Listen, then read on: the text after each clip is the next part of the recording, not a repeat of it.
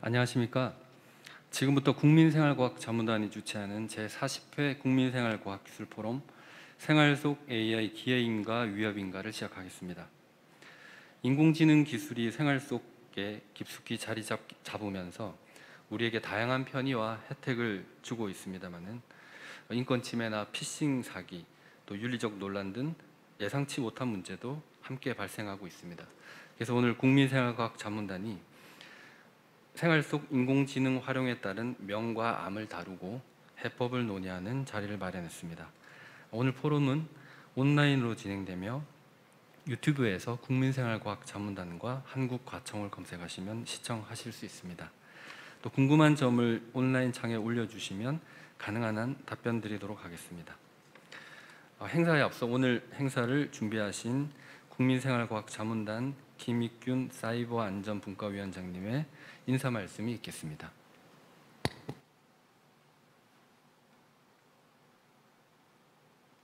네, 안녕하세요. 국민생활과학자문단 사이버안전분과 위원장을 맡고 있는 애트리 정보보호연구본부장 김익균입니다. 근본 40회 국민생활과학기술 포럼은 생활 속 AI, 기회인가 위협인가라는 주제로 사이버안전분과에서 준비하였습니다. 사회자분이 방금 말씀하셨다시피 인공지능 기술이 생활 속에 깊숙이 자리 잡으면서도 그 비약적인 발전이 있었지만 다양한 분야에서 기존에는 없었던 새로운 문제들이 이제 예상되고 있습니다. 예를 들면 인권 보장, 프라이버시 보호, AI에 대한 안정성 이런 문제들을 해결할 이슈로 이제 떠오르고 있습니다. 그래서 본 포럼에서는 일반 국민들이 궁금해하는 AI 기술의 현황과 기회, 위험 요소를 조망함으로써 이제 자리를 마련하였습니다. 먼저 우리나라를 대표하는 AI 기업인 솔트룩스 이경일 대표님, 그리고 의료 영상 AI 기업인 준호 이혜아 의장, 생활 속의 AI 기술 현황과 비전에 대해서 발제를 해주시겠습니다. 이어서 AI의 역기능이라고 볼 수 있는 위협에 대해서 서울대 홍성욱 교수님께서 발제해 주시겠습니다.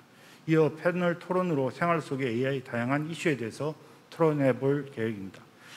근본 행사를 준비에 많은 수고를 해주신 사이버안전분과위원님들과 과청 운영팀 분들께 감사의 말씀을 드립니다.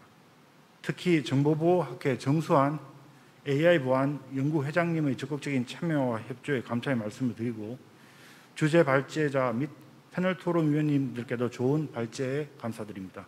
무엇보다도 본 행사를 물신양면으로 격려해 주신 한국과학기술단체 총연합회 이우일 회장님께 감사의 말씀을 드립니다. 아무쪼록 본 포럼의 발제 내용이 국민들의 궁금증을 풀 수 있도록 좋은 기회가 되기를 기대합니다. 참여하신 모든 분들의 건강을 기원합니다. 감사합니다. 네, 감사합니다. 이어서 한국과총의 이우일 회장님의 격려 말씀을 영상으로 듣도록 하겠습니다. 안녕하십니까. 한국과학기술단체 총연합회 회장 이우일입니다. 벌써 5년 전의 일입니다. 2016년에 이세돌 기사와 알파고 간의 바둑 대결을 보면서 인공지능 기술이 상상이 아닌 현실로 우리에게 다가왔음을 알게 되었습니다. 딥러닝으로 진보를 거듭한 AI 기술이 이제 일상 곳곳에 스며들어 있습니다. 사물 인터넷, 음성이나 이미지 인식 기술, 자율주행차 같은 AI를 기반으로 하는 각종 기술들이 우리의 삶을 더욱 편리하고 윤택하게 바꿔놓고 있습니다. 하지만 올해 초에 AI 챗봇인 이루다가 차별, 혐오 발언으로 출시 3주 만에 서비스를 중단했던 일이 있었습니다. 여기서 보듯이 기계가 인간을 대체하는 과정에서의 기술적 한계나 이로 인한 예상치 못한 윤리적 논란은 앞으로 풀어가야 할 숙제라고 생각합니다. 기술의 발전에 맞추어서 사회 전체의 AI 리터러시와 윤리의식을 함양하고 AI를 둘러싼 이슈에 대해서 지속적으로 소통해 나가는 일이 매우 중요합니다. 오늘 국민생활과학자문단에서는 AI의 명과 암을 논의하는 자리를 마련하였습니다. 포럼 준비에 애써주신 김익균 자문단 사이버안전분과위원장님, 바쁘신 중에도 발제와 토론에 참여해 주시는 이경일 이해하, 홍성우, 정순환, 김인순 선생님들께 감사드립니다. AI에 대한 기대와 우려가 교차하고 있는 지금 상황에서 오늘 포럼이 모든 분들에게 유익한 시간이 되기를 기대합니다. 감사합니다. 네. 그럼 지금부터 본격적으로 포럼을 시작하겠습니다. 먼저 첫 번째 발제입니다. 첫 번째 발제는 솔트룩스의 이경일 대표님께서 해주시겠습니다. 네, 안녕하십니까. 솔트룩스 대표 맡고 있는 이경일입니다. 생활 속의 인공지능이라는 내용으로 20년 후, 10년 후가 아니라 이미 현실에서 시작이 된 그런 내용들에 대해서 같이 얘기를 나눠보고자 합니다. 우리가 산업혁명 얘기를 오랫동안 해왔었습니다. 대한민국에서는 4차 산업혁명이라는 용어를 누구보다도 많은 분들이 알고 계시죠. 1차 산업혁명은 에너지로서 전기를 사용하고 자동화 혁명, 2차 산업혁명은 에너지로서 전기를 사용을 하면서 대량 생산과 품질을 높일 수 있는 체계가 도입이 됐습니다. 흔히 얘기하는 3차 산업혁명, 컴퓨터와 인터넷, 그리고 또 스마트폰을 포함한 정보혁명이라고 이야기를 하죠. 대한민국에서는 4차 산업혁명을 DNA 기술이 촉발한 초연결 사회 또는 초연결 산업혁명이라고 얘기합니다. D는 데이터, N은 5G 네트워크, A는 오늘 주제인 인공지능 AI를 볼 수가 있습니다. 근데 각각 산업혁명마다 각각의 기술이 실체화되고 우리의 삶 가운데 들어올 때마다 저희는 끊임없이 두려움을 갖고 여러 저항감을 가졌던 것을 우리는 기억을 하고 있습니다. 1차 산업혁명 때 증기기관이 제가 입고 있는 옷과 같은 것을 만드는 방적기를 그 자동화된 기계를 만들어질 때 영국에서는 러다이트 운동이라서 기계 파괴 운동이 일어나게 됩니다. 1811년부터 1815년까지 영국이 보유하고 있는 증기기관의 절반 가까이가 노동자에 의해서 파괴가 됩니다. 일자리가 뺏길 것에 대한 두려움이 있었기 때문입니다. 또한 1861년도에 2차 산업혁명 태동기예요. 자동차가 영국의 또는 독일의 길거리를 다니기 시작을 합니다. 이때 마부들과 말을 키우던 사람들과 마차를 만들던 분들이 자동차 때문에 위험에 처할 수가 있고 또 실업이 증가된다 그래서 영국 정부에서는 적기조례라고 하는 레드 플래그 액트라는 법률을 만들게 되고 이게 6, 7년간 유지되면서 실제로 자동차 산업을 막게 됩니다. 이 적기조례는 빨간 깃발을 든 사람이 앞에서 걸어가면 자동차가 그 뒤를 쫓아서 움직이도록 해서 말보다 또는 마차보다 천천히 움직이게 하도록 했던 거죠. 또 최근 들어서 4차 산업혁명이라고 얘기하는 DNA 관련해서 특히 인공지능과 관련해서도 직업과 관련되어 있는 또 교육과 관련되어 있는 많은 궁금증과 걱정을 주게 합니다. 실제로 지난 120년 또는 길게는 140년간 동안에 2차 산업혁명과 3차 산업혁명이 있었죠. 그 기간 동안에 미국 기준으로 본다면 1인당 실질 GDP가 10배 이상으로 증가를 하게 됩니다. 그 얘기는 140년에 비해서 전에 비해서 우리는 10배 이상 현재 실제로 잘 살고 있죠. 제가 입고 있는 옷이나 또는 제가 누리고 있는 삶, 자동차뿐만 아니라 집이라든지 또는 수십 벌에 이르는 옷과 같은 것들이 200년 전에 조선시대에는 거의 왕 수준에서만 누리고 있었던 것을 생각을 해보면 2차 산업혁명과 3차 산업혁명이 만들어 온 혁신과 부가가치가 얼마나 큰가 하는 것들을 이해할 수가 있게 됩니다. 그런데 놀랍게도 이 기간 동안에 실업률은 크게 줄지가 않았습니다. 실업률은 크게 줄지 않은 대신에 저희는 일하는 시간이 크게 줄었죠. 지난 120년간에 1900년도에는 대략 주당 근무 시간이 60시간이었다면 1980년대 90년대 들어선 주당 근무 시간이 40시간에서 30시간으로 줄어들게 됩니다. 아주 우연치 않게도 2차 산업혁명 직후에 60시간에서 40시간 떨어지고요. 3차 산업혁명 직후에 40시간에서 34시간으로 줄어들게 됩니다. 만약에 정말 AI나 데이터 산업이 4차 산업혁명을 만들어낸다면 이건 필연적으로 우리가 근무하는 시간을 줄게 만들 가능성이 있다고 저는 생각을 합니다. 정리해서 말씀을 드린다면 실업률은 큰 변화가 없으면서 인구는 증가가 되고 부가가치가 10배가 늘어나는 동안에 우리는 일하는 시간은 절반 이하로 줄어들고 있다는 얘기입니다. 여기서도 대한민국이 가지고 있는 굉장히 큰 도전 과제들이 있습니다. 피터 드러커 교수께서 평생 자주 하셨던 말 중에 하나입니다. 젊은 인구의 감소는 매우 이례적이고 인구 변화는 모든 것을 바꾸고 여기에 혁신의 기회가 있다라는 얘기이죠. 보시는 그래프는 20년 후 그리고 30년 후 대한민국의 인구 분포도가 됩니다. 20대부터 50대까지의 주요 혁신과 노동을 해야 되는 인구가 60세부터 90세 사이의 인구의 절반 이하가 됩니다. 40%가 되지가 않는 거죠. 이 얘기는 대한민국 전체를 움직이는 생산 인력과 지적 노동을 해야 되는 인구가 전체 인구의 30% 이하가 된다는 것을 의미를 합니다. 과거 우리가 혁신을 해왔던 것이 2차 산업혁명이든 3차 산업혁명이든 우리가 가지고 있었던 근육에 해당이 되는 것을 증강시켜오고 자동화하는 것이었다면, 더 빨리 움직이고 더 무거운 것을 들어 올리고 반도체와 같이 더 정밀한 것을 만드는 거였다면, 앞으로 우리가 직면하게 되는 것은 지적 노동을 자동화하고 가상화하는 방법을 통해서 우리가 현재 일하는 방식, 또 일을 절반 이하로 줄이면서도 생산성을 어떻게 10배 이상 높일 수 있을 것인가 하는 새로운 미래 비전에 대한 고민을 해야 될 때라고 생각을 합니다.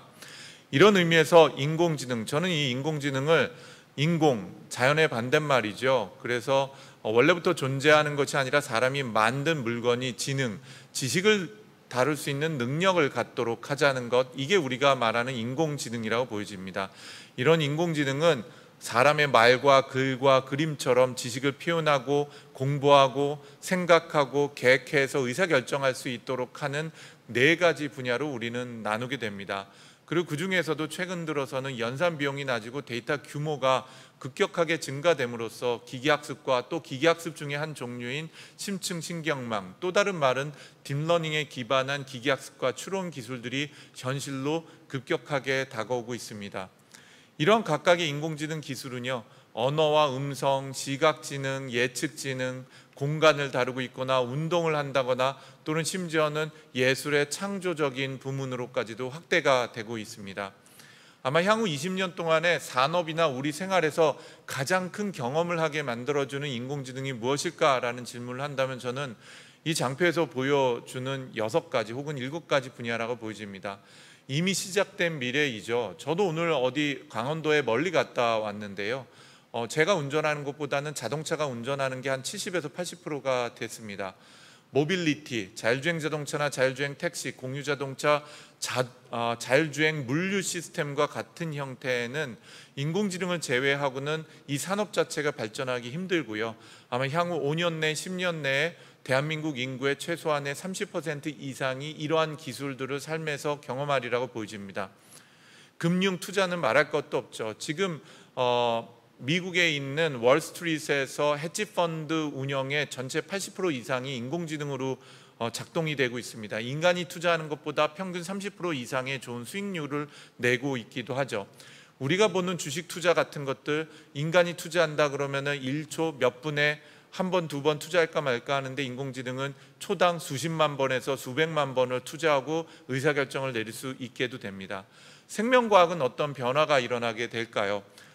이제 잠시 후에 발표할, 예를 들자면은 비전 기술을 통해서 암을 진단한다거나 하는 다양한 진단과 처방에도 사용이 될 수 있을 뿐만 아니라 최근 들어서는 인체의 생명의 신비를 밝혀내는 단백질 혹은 유전적 분석을 통해서 1인 맞춤형 암 치료를 하게 되는 신약 개발에 이르기까지, 이런 걸 우리가 네오 안티젠이라고 얘기를 하기도 하는데요.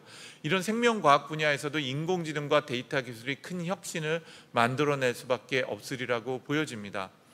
이런 인공지능 기술은 우리 삶의 어떤 부분에서 혁신을 만들어내고 우리 삶의 가치를 증진시키게 될까요? 전통적인 산업적 가치, 경제적 가치는 통상 보이는 우리는 3가지를 얘기합니다. 더 싸게, 더 빠르게, 더 좋은 것들을 만들어내는 것이죠. 역사적으로 이 산업 경제 또는 시장 경제에 있어서 이 3가지 가치 중에서 하나를 탁월하게 만든 기업과 개인과 또 또는 국가는 생존하지 못했습니다. 이 세 가지 중에서 두 가지의 탁월성을 확보를 해야 되는 것이죠. 저는 인공지능도 그렇다고 생각합니다. 비용을 낮추면서 품질을 올리는 것, 예를 들자면 의상, 영상 진단이라든지 인공지능 상담 고객센터, 스마트 공장과 같은 것들은 더 싸게, 더 좋은 서비스와 제품을 만들어내도록 만들어줄 것입니다. 비용을 낮추면서 속도를 개선해야 되는 것, 보안, 안전, 물류 예측, 로봇 배송에 해당이 되는 것들, 품질을 높이면서 속도를 개선하는 것도 투자라든지 국방, 안전과 관련된 부분 넓게 포함이 되리라고 보여져요. 그런데 4차 산업혁명 시대, 인공지능 시대에는 이거 외에도 두 가지 가치에 대한 것이 더 우리가 관심을 가져야 되리라고 생각을 합니다.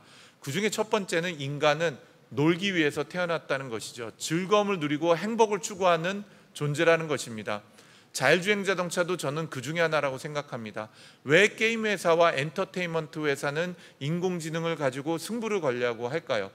더 즐겁고 더 행복한 사람들을 지원하기 위한 것들이겠죠. 또 다른 것은 이제 우리는 지속 가능성을 생각해야 됩니다. 서스테이너빌리티, 스마트 시티나 스마트 농업, 스마트 환경에 해당이 되는 것들이 그 대상들이 되겠죠. 결국 제가 말씀드리려고 하는 것은 보시는 이 5가지 중에서 최소한 2가지나 3가지의 탁월함을 확보하는 부분에서 인공지능이 산업을 혁신할 뿐만 아니라 우리 삶자리에서 큰 변화를 만들어내게 될 것이라는 것입니다. 미국에는 존 디어라고 하는 전통적으로는 1차 산업, 우리가 얘기하는 농업, 어업과 관련 부분에 종사하는 기업이 있습니다. 실제로 존 디어는 트랙터라고 얘기하는 농업용 장비를 만드는 회사인데요. 이 회사가 4년 전부터 자율주행 자동을 하는 트랙터뿐만 아니라 굉장히 탁월한 그런 혁신을 만들어냈습니다. 예를 들면 미국은 이 광활한 땅에서 경작을 하기 위해서 하늘에서 무분별하게 농약을 뿌리고 무분별하게 비료를 뿌리게 되죠. 근데 이 자율주행하는 트랙터는 움직이면서 예를 들자면 잡초를 보면 이 잡초의 종류를 판단해서 이 잡초에게만 정확하게 농약을 뿌립니다. 또 움직이다가 시들은 작물이 있으면 이게 물이 부족한 건지 농약이 필요한지를 판단해서 물을 개한테만 찍 뿌리거나 아니면 필요한 예를 들자고 하면 비료만 찍 뿌리게 되는 거죠. 이게 어떤 혁신을 만들어낼까요? 아마도 농작물을 생산을 하는 것에 대한 비용을 수십 분의 1로 낮추게 되겠죠. 이미 지구상에는 20억 명 이상이 배를 굶고 있죠. 지금 이 순간에도요. 이러한 식품을 만들어내고 경작물을 생산하는 비용을 현격히 낮을 뿐만 아니라 더 궁극적으로는 농업이 더욱 산업 생태계에 적합하면서도 그린 산업으로 발전할 수 있도록 하는 혁신, 기존의 인간이 움직이면서 조리개로 눈으로 보고 했었어야 되는 것들을 지능적인 것을 인공지능이 가능하도록 만들면서 궁극적으로 1차 산업에서도 혁신을 만들게 된다는 것입니다. 자율주행 자동차도 마찬가지죠. 이미 3년 전에 자율주행 자동차가 보고 있는 세상입니다. 이미지 인식과 관련된 부분은 굉장히 섬세하고 실시간적으로 하고 있는 것을 의미를 하고요. 작년도에 테슬라라고 하는 자동차가 자율주행을 하고 있는 레벨 3의 자율주행 자동차의 모습입니다. 자유롭게 움직일 뿐만 아니라 신호등을 보고 스스로 판단을 하고요. 밑에 있는 스탑 사인뿐만 아니라 어떤 자동차가 이제 내 쪽으로 끼어든다고 하는 것들, 또 뒤에서 자전거가 오거나 앞쪽에서 사람이 걸어가는 것들을 대비할 수 있도록 하는 예측 주행을 하게 됩니다. 이런 기술은 물류 시스템에도 적용돼서 코로나19 상황에서 실제 현실에서 보시는 것처럼 실질적으로 배송하는 것을 사람 없이 기계가 하도록 하는 것을 가능하게 만들고 있죠. 이런 자율주행 기술은 또한 자율주행하는 기계에 힘입어서 보시는 것처럼 건설 현장에서도 혁신을 만들어내고 있기도 합니다. 이런 것들은 또한 우리 삶자리로 들어오고 있죠. 우리나라로 따지자면 이마트와 같은 큰 쇼핑몰에서는 로봇과 또 로봇에 실려 있는 지능화된 시각장치를 통해서 예를 들자면 물건이 이동이 됐거나 아니면은 재고가 부족했거나 하는 것들을 사람과 기계가 협력을 해서 동시에 일을 하게 됩니다. 물류센터에는 수천 개의 로봇이 바구니 위를 움직이면서 물건을 분류를 하고 나누고 배송을 하는 것을 직접적으로 관여를 하게 됩니다. 로봇과 인공지능이 결합이 됐을 때 어떤 것이 또한 가능할까요? 로봇팔이 정밀하게 지금 이 로봇은 대략 200가지에서 300가지 정도의 음식을 스스로 할 수 있는 능력을 가지고 있기도 하고요.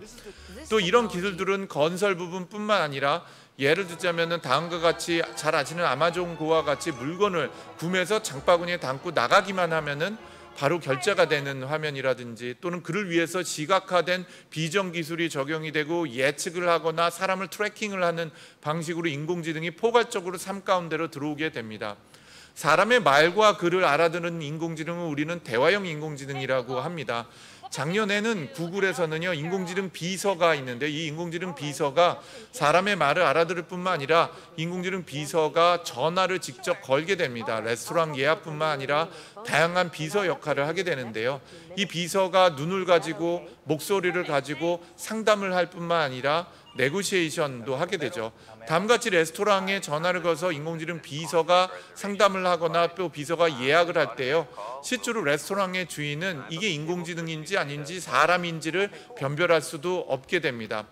작년에 저희 회사에서 만든 재미난 인공지능도 있죠. 저희는 5살짜리 인공지능 어린이를 만들었습니다. 그리고 이 어린이를 둘로 복제를 했어요. 그래서 한 아이한테는 어린이용 컨텐츠를 2달 동안 보여줬고요.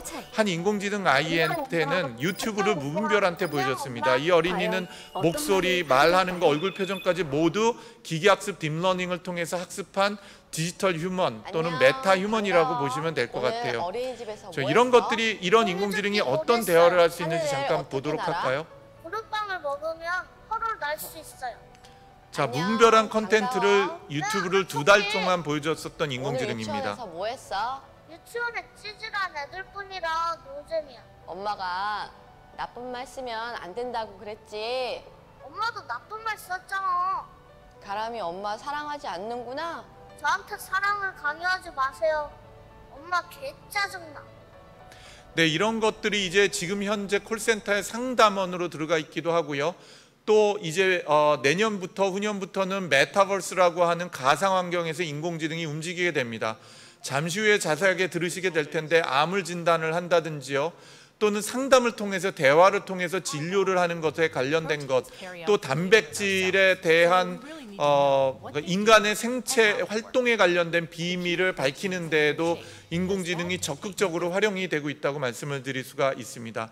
이뿐만 아니라 예술에도 큰 영향을 미치고 있죠. 미술에 대한 창조적인 역할을 한다든지요. 심지어는 사람과 기계가 협력해서 그림을 그리는 것과 관련된 것들이 인공지능 기술을 통해서 도구로 만들어지고 있기도 합니다. 보시는 것처럼 그림을 그려놓게 되면은 기계가 그림을 완성을 하거나 사진을 만들기도 합니다. 이미 3년 전에는 인공지능이 작곡을 하고 음악을 연주할 뿐만 아니라 노래까지 부르는 게 나왔죠. 올 초만 하더라도 한국에서조차도 실존하는 가수와 인공지능이 노래한 것들 어느 쪽이 진짜인지를 맞추는 것에 해당이 되는 것도 사람들한테 많은 관심을 불러일으켰던 것들이 사실입니다. 자, 그러면은 정말 이러한 기술들이 인간을 뛰어넘게 되고 인간은 할 일이 없게 될까요? 예술의 부분만도 한번 살펴봤으면 합니다. 16세기, 17세기 때 화가들이 했던 일의 핵심은 뭐냐면 똑같이 그리는 것이었습니다. 얼굴을 똑같이 그리고 인물을 똑같이 그리고 정물을 똑같이 그리고 또 풍경을 똑같이 그리는 것이었죠. 이 당시에 이제 최초로 사진기가 나오게 되는데요. 이제 사진기보다 더 똑같이 그릴 수 있는 화가는 존재하지 않게 되었습니다. 그럼 화가라는 직업은 없어졌을까요? 똑같이 그리지 못하기 때문에? 아니죠. 그렇지 않았습니다. 우리는 잘 알고 있는 것처럼 인상파, 후기인상파 똑같이 그리지 않고 더 아름답게 그리면서 우리는 감동을 느낄 수가 있게 됐죠. 잘 아시는 입체파, 피카소 또는 추상화와 같은 것들이 만들어지면서 우리는 우리의 지적 능력과 예술이라는 지평 자체를 바꿔버리는 역할을 하였습니다. 인공지능이 우리 삶 속으로 들어오면 들어올수록 우리는 우리의 지적 능력의 한계에 갇혀갖고 인공지능에게 자리를 뺏기거나 또한 우리가 우리의 한계를 경험하면서 문제를 인식하는 것이 아니라 오히려 우리가 가지고 있는 잠재 능력을 발산을 하면서 우리의 지적 능력의 지평이 훨씬 넓어질 수 있는 가능성이 전 더 커지리라고 생각을 합니다. 그런 과정에서 최적화 업무를 하면서 공감력이 적은 일을 하는 부분은 AI에 의해서 대체가 되겠죠. 그렇지만 연구조사나 과학자나 경제학자처럼 공감이 필요하진 않지만 전략과 창의력이 필요한 부분은 인간이 AI를 도구로 사용하게 될 것입니다. 반면 학교 선생님이나 의사 선생님이 지금 어떤 일을 하고 계시죠? 특히 의사 선생님은 아마도 환자 들어오기 전에 진단하고 진료하고 그리고 나서 처방을 하는 것의 전체 시간의 80%를 사용할 거예요. 그리고 암 환자가 오면은 당장 있는 분한테 처방을 얘기해주고 어떤 진단을 얘기해 주는 거죠. 그럼 미래는 어떻게 될까요? 강한 공감력과 최저가가 필요한 이 분야는요, 오히려 AI가 진단을 하고 처방을 하고 선생님은 그거에 대한 의사결정을 최종 컨펌을 하지만 그 의사 선생님 상담자가 돼야 되리라고 저는 생각합니다. 인터페이스에 있으셔야 되는 거죠. 예를 들자면 환자의 어려움을 귀담아 들어주고 안아주고 환자 가족들을 위로해주고 그분들의 궁금한 얘기들을 답변해주는 인터페이스 역할을 해야 됩니다. 그리고 먼 언젠가는 사람의 중심이 있어서 AI가 인터페이스 역할하는 강한 공감력과 그 다음에 전략적 창의력이 필요한 부분으로 우리의 산업과 우리의 삶자리와 일자리가 변화되리라고 생각을 합니다. 이를 위해선 인간은 인간이 가진 부분의 강점에 집중해야 된다고 저는 생각을 하는데요. 예를 들자면 공감 능력과 경험을 통해서 창의성을 발휘하는 것, 그리고 무엇을 아는지 모르는지를 아는 것을 통한 메타인지 능력을 강화하는 것이 필요하다고 저는 생각합니다. 왜냐하면 데이터가 많고 경험이 많을 수밖에 없는 것은 AI가 대체될 가능성이 높은 것들이죠.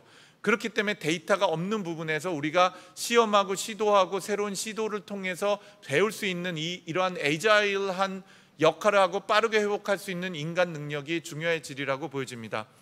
이제 제 얘기를 마치도록 하겠습니다. 빅터라고 하는 쥐덫 회사가 있었습니다. 이 쥐덫은 톰 가젤에 나오는 보시는 이 쥐덫을 만들어서 특허를 출원을 했고요.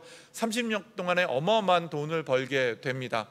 그리고 그 특허가 종료됨에 따라서 막대한 돈을 들여서 시장 평가를 하고 그러고 나서 오른쪽에 보이는 전자쥐덫을 만들게 됩니다. 왜냐하면 시장 조사를 하고 났더니 왼쪽에 있는 쥐덫의 가장 큰 문제는 쥐를 잡았을 때 눈이 튀어나오고 내장이 튀어나오는 게 징그럽고 들고 가서 버리기 힘들고 그리고 또 다시 쥐덫을 갖다 놓기 어렵기 때문이었죠. 근데 오른쪽에 보이는 전자쥐덫은요, 쥐가 냄새를 맡고 쥐덫 안으로 들어가면 전기 충격을 줘서 쥐를 죽입니다. 그리고 밑바닥에 뚜껑이 열리면서 아래에 있는 바구니로 떨어지는 거죠. 이 전자쥐덫 하나만 있으면은 10마리의 쥐를 잡고 쥐 밑에 있는 바구니를 빼서 쓰레기통에 버리면 되는 것입니다. 어마어마한 큰 혁신이죠. 어마어마한 대박이 났을까요? 아닙니다. 이 회사는 거의 망할 지경까지 가게 되죠. 왜냐하면 이것이 만들어진 시기에 더 안전한 100원만 주고도 할 수 있는 쥐약이 나왔기 때문입니다. 사람이 먹어도 죽지 않고 배앓이를 살짝 할 정도의 저렴한 것이죠. 그리고 쥐가 이 쥐약을 먹고 거기서 죽는 게 아니라 자기 집에 가서 눈에 보이지 않는데 죽었거든요. 제가 드리려고 하는 얘기는 AI 시대에 우리 삶에서 가장 큰 변화 중에 하나는 지적 노동이 자동화되는 것일 겁니다. 여기에 인간이 해야 되는 가장 중요한 역할 중에 하나는 문제를 이해하고 그 문제에 집중을 하는 것입니다. 기술보다는요. 그리고 또 많은 사람들이 경험해 보지 못했던 것들을 시도하는 도전 정신과 용기가 필요한 리더십들, 그리고 그것으로부터 배우고 빠르게 회복할 수 있는 능력들이 인간에게 필요한 세상, 그게 우리의 생활에 큰 변화가 되고 리더십과 직장에서 큰 변화가 되리라고 생각합니다. 감사합니다. 네, 이경일 대표님 발표 감사합니다. 이어서 두 번째 발표를 듣도록 하겠습니다. 두 번째 발표는 주식회사 뷰너의 이예하 의장님께서 해주시겠습니다. 의료나 헬스케어 분야에서 이런 인공지능 기술이 우리에게 줄 수 있는 기회에 대해서 소개해 드리도록 하겠습니다. 먼저 내용은 인공지능 기술이 이런 의료나 헬스케어 분야에서 사용될 수 있는 새로운 기회와 혁신을 불러일으킬 수 있는 이유, 그리고 이러한 혁신들이 세계 곳곳에서 일어나고 있는 하나하나의 사례를 통해서 이런 혁신이나 새로운 기회에 대해서 설명해 드리도록 하겠습니다. 먼저 이제 왜부터 시작하죠. 다음 같은 장면을 흔히들 보셨을 것입니다. 일반적으로 이전에는 대학병원이나 큰 이런 3차 종합병원 가면은 그런 몰려드는 수많은 환자로 인해서 병원은 어느새 이런 북새통이 되곤 하죠. 그런데 최근에 코로나 사태로 인해서 이런 코로나 사태로가 장기화되고 또 그런 이 전세적으로 그 고령화가 증가되면서 환자 수는 더 많이 늘어나게 됐고, 이전에는 단지 대학병원에서만 이런 일이 생겼는데 최근에는 그런 대학병원뿐만 아니라 어떤 2차 병원이나 2차 병원급에서도, 그리고 그 다음 병원에서도 이렇게 병원에 많은 환자들이 몰려들게 됐습니다. 이런 것들로 인해서 실제로 어떤 그 간호사나 의사와 같은 의료진의 업무량은 증가되게 됐고, 이런 사람들의 번아웃이 걱정되는 시점까지 와 있으며, 이런 것들은 사회적으로 큰 문제가 되고 있습니다. 또 실제로 미국에서 영상학과 전문의들을 대상으로 한 설문지에 따르면은 실제로 본인한테 주어진 업무 과부하가 본인의 건강을 위협할 정도로 심각하고 이런 것들에 대한 어떤 대처 해결법이 필요하다고 응답자의 45% 정도의 선생님들이 그런 응답했습니다. 또 조금 전 말씀드린 것처럼 최근에 이런 코로나 사태로 인해서 이러한 의료진의 번아웃은 비단 어떤 특정 과 혹은 특정 국가에서만 국한되는 것이 아닌 이 전 세계적으로 많은 이런 의료진의 번아웃이 문제되고 있습니다.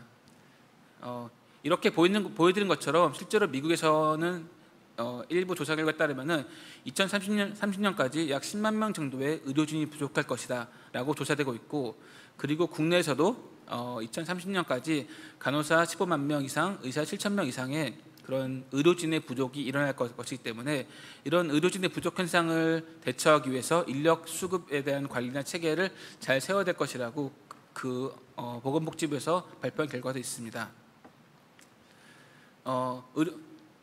늘어나는 환자 그리고 의료진의 부족과 또 하나 최근 이제 주목해야 될 점은 최근에 이제 수많은 의료 데이터의 데이터가 증가하고 있습니다. 여기서 말하는 의료 데이터란 비단 병원에서 찍는 엑스레이나 MRI나 CT 같은 그런 영상 데이터뿐만 아니라 실제로 이제 웨어러블 디바이스의 발달로 인해서 일상생활 속에서도 측정하는 어떤 호흡이나 맥박, 혈압 또는 심전도와 같은 다양한 의료 건강 데이터를 포함하게 됩니다. 그러면 이런 수많은 데이터를 분석하고 이런 데이터를 활용해서 인공지능으로 분석하여 새로운 의료 서비스, 보다 질 높은 의료 서비스를 이제 이뤄내고 의료진의 어떤 과중 업무를 조금이나마 덜어내기 위한 그러한 니즈가 생겨나기 시작했고, 이런 것들이 최근에 발달되는 인공지능과 맞물려 새로운 혁신, 새로운 기회가 생겨나고 있는 것이라고 생각합니다.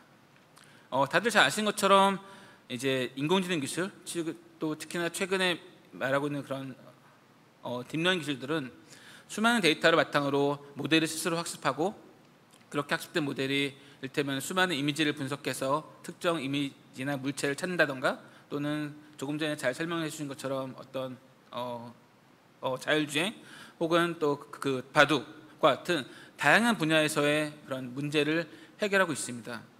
의료 헬스케어 분야도 마찬가지로 병원에서 찍은 수많은 데이터, 이를테면 영상 데이터, 엑스레이나 MRI, CT 같은 수많은 데이터, 혹은 호흡, 맥박, 혈압, 또는 심전도, 또는 뇌파 같은 그런 수많은 생체 신호 데이터를 인공지능 모델이 스스로 학습하여 어떤 의료진의 진단을 돕는 시각화라든가 분류, 또는 환자의 어떤 예후를 더 좋게 하기 위한 그런 예측한다든가, 이러한 다양한 의료 현장의 문제, 우리 건강을 관리한 서비스를 좀 더 좋게 만들기 위한 것들에 활용되고 있습니다.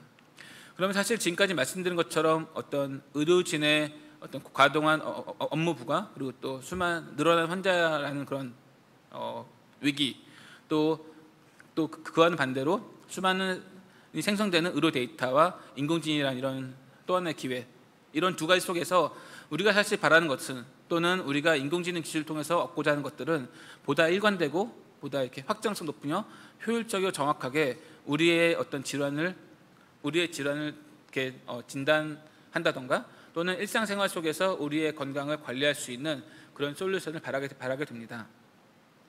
다음에는 이러한 배경 속에서 세계 각국이나 곳곳 기업들에서 일어나고 있는 그런 헬스케어 관련된 얘기들을 소개해 드리도록 하겠습니다.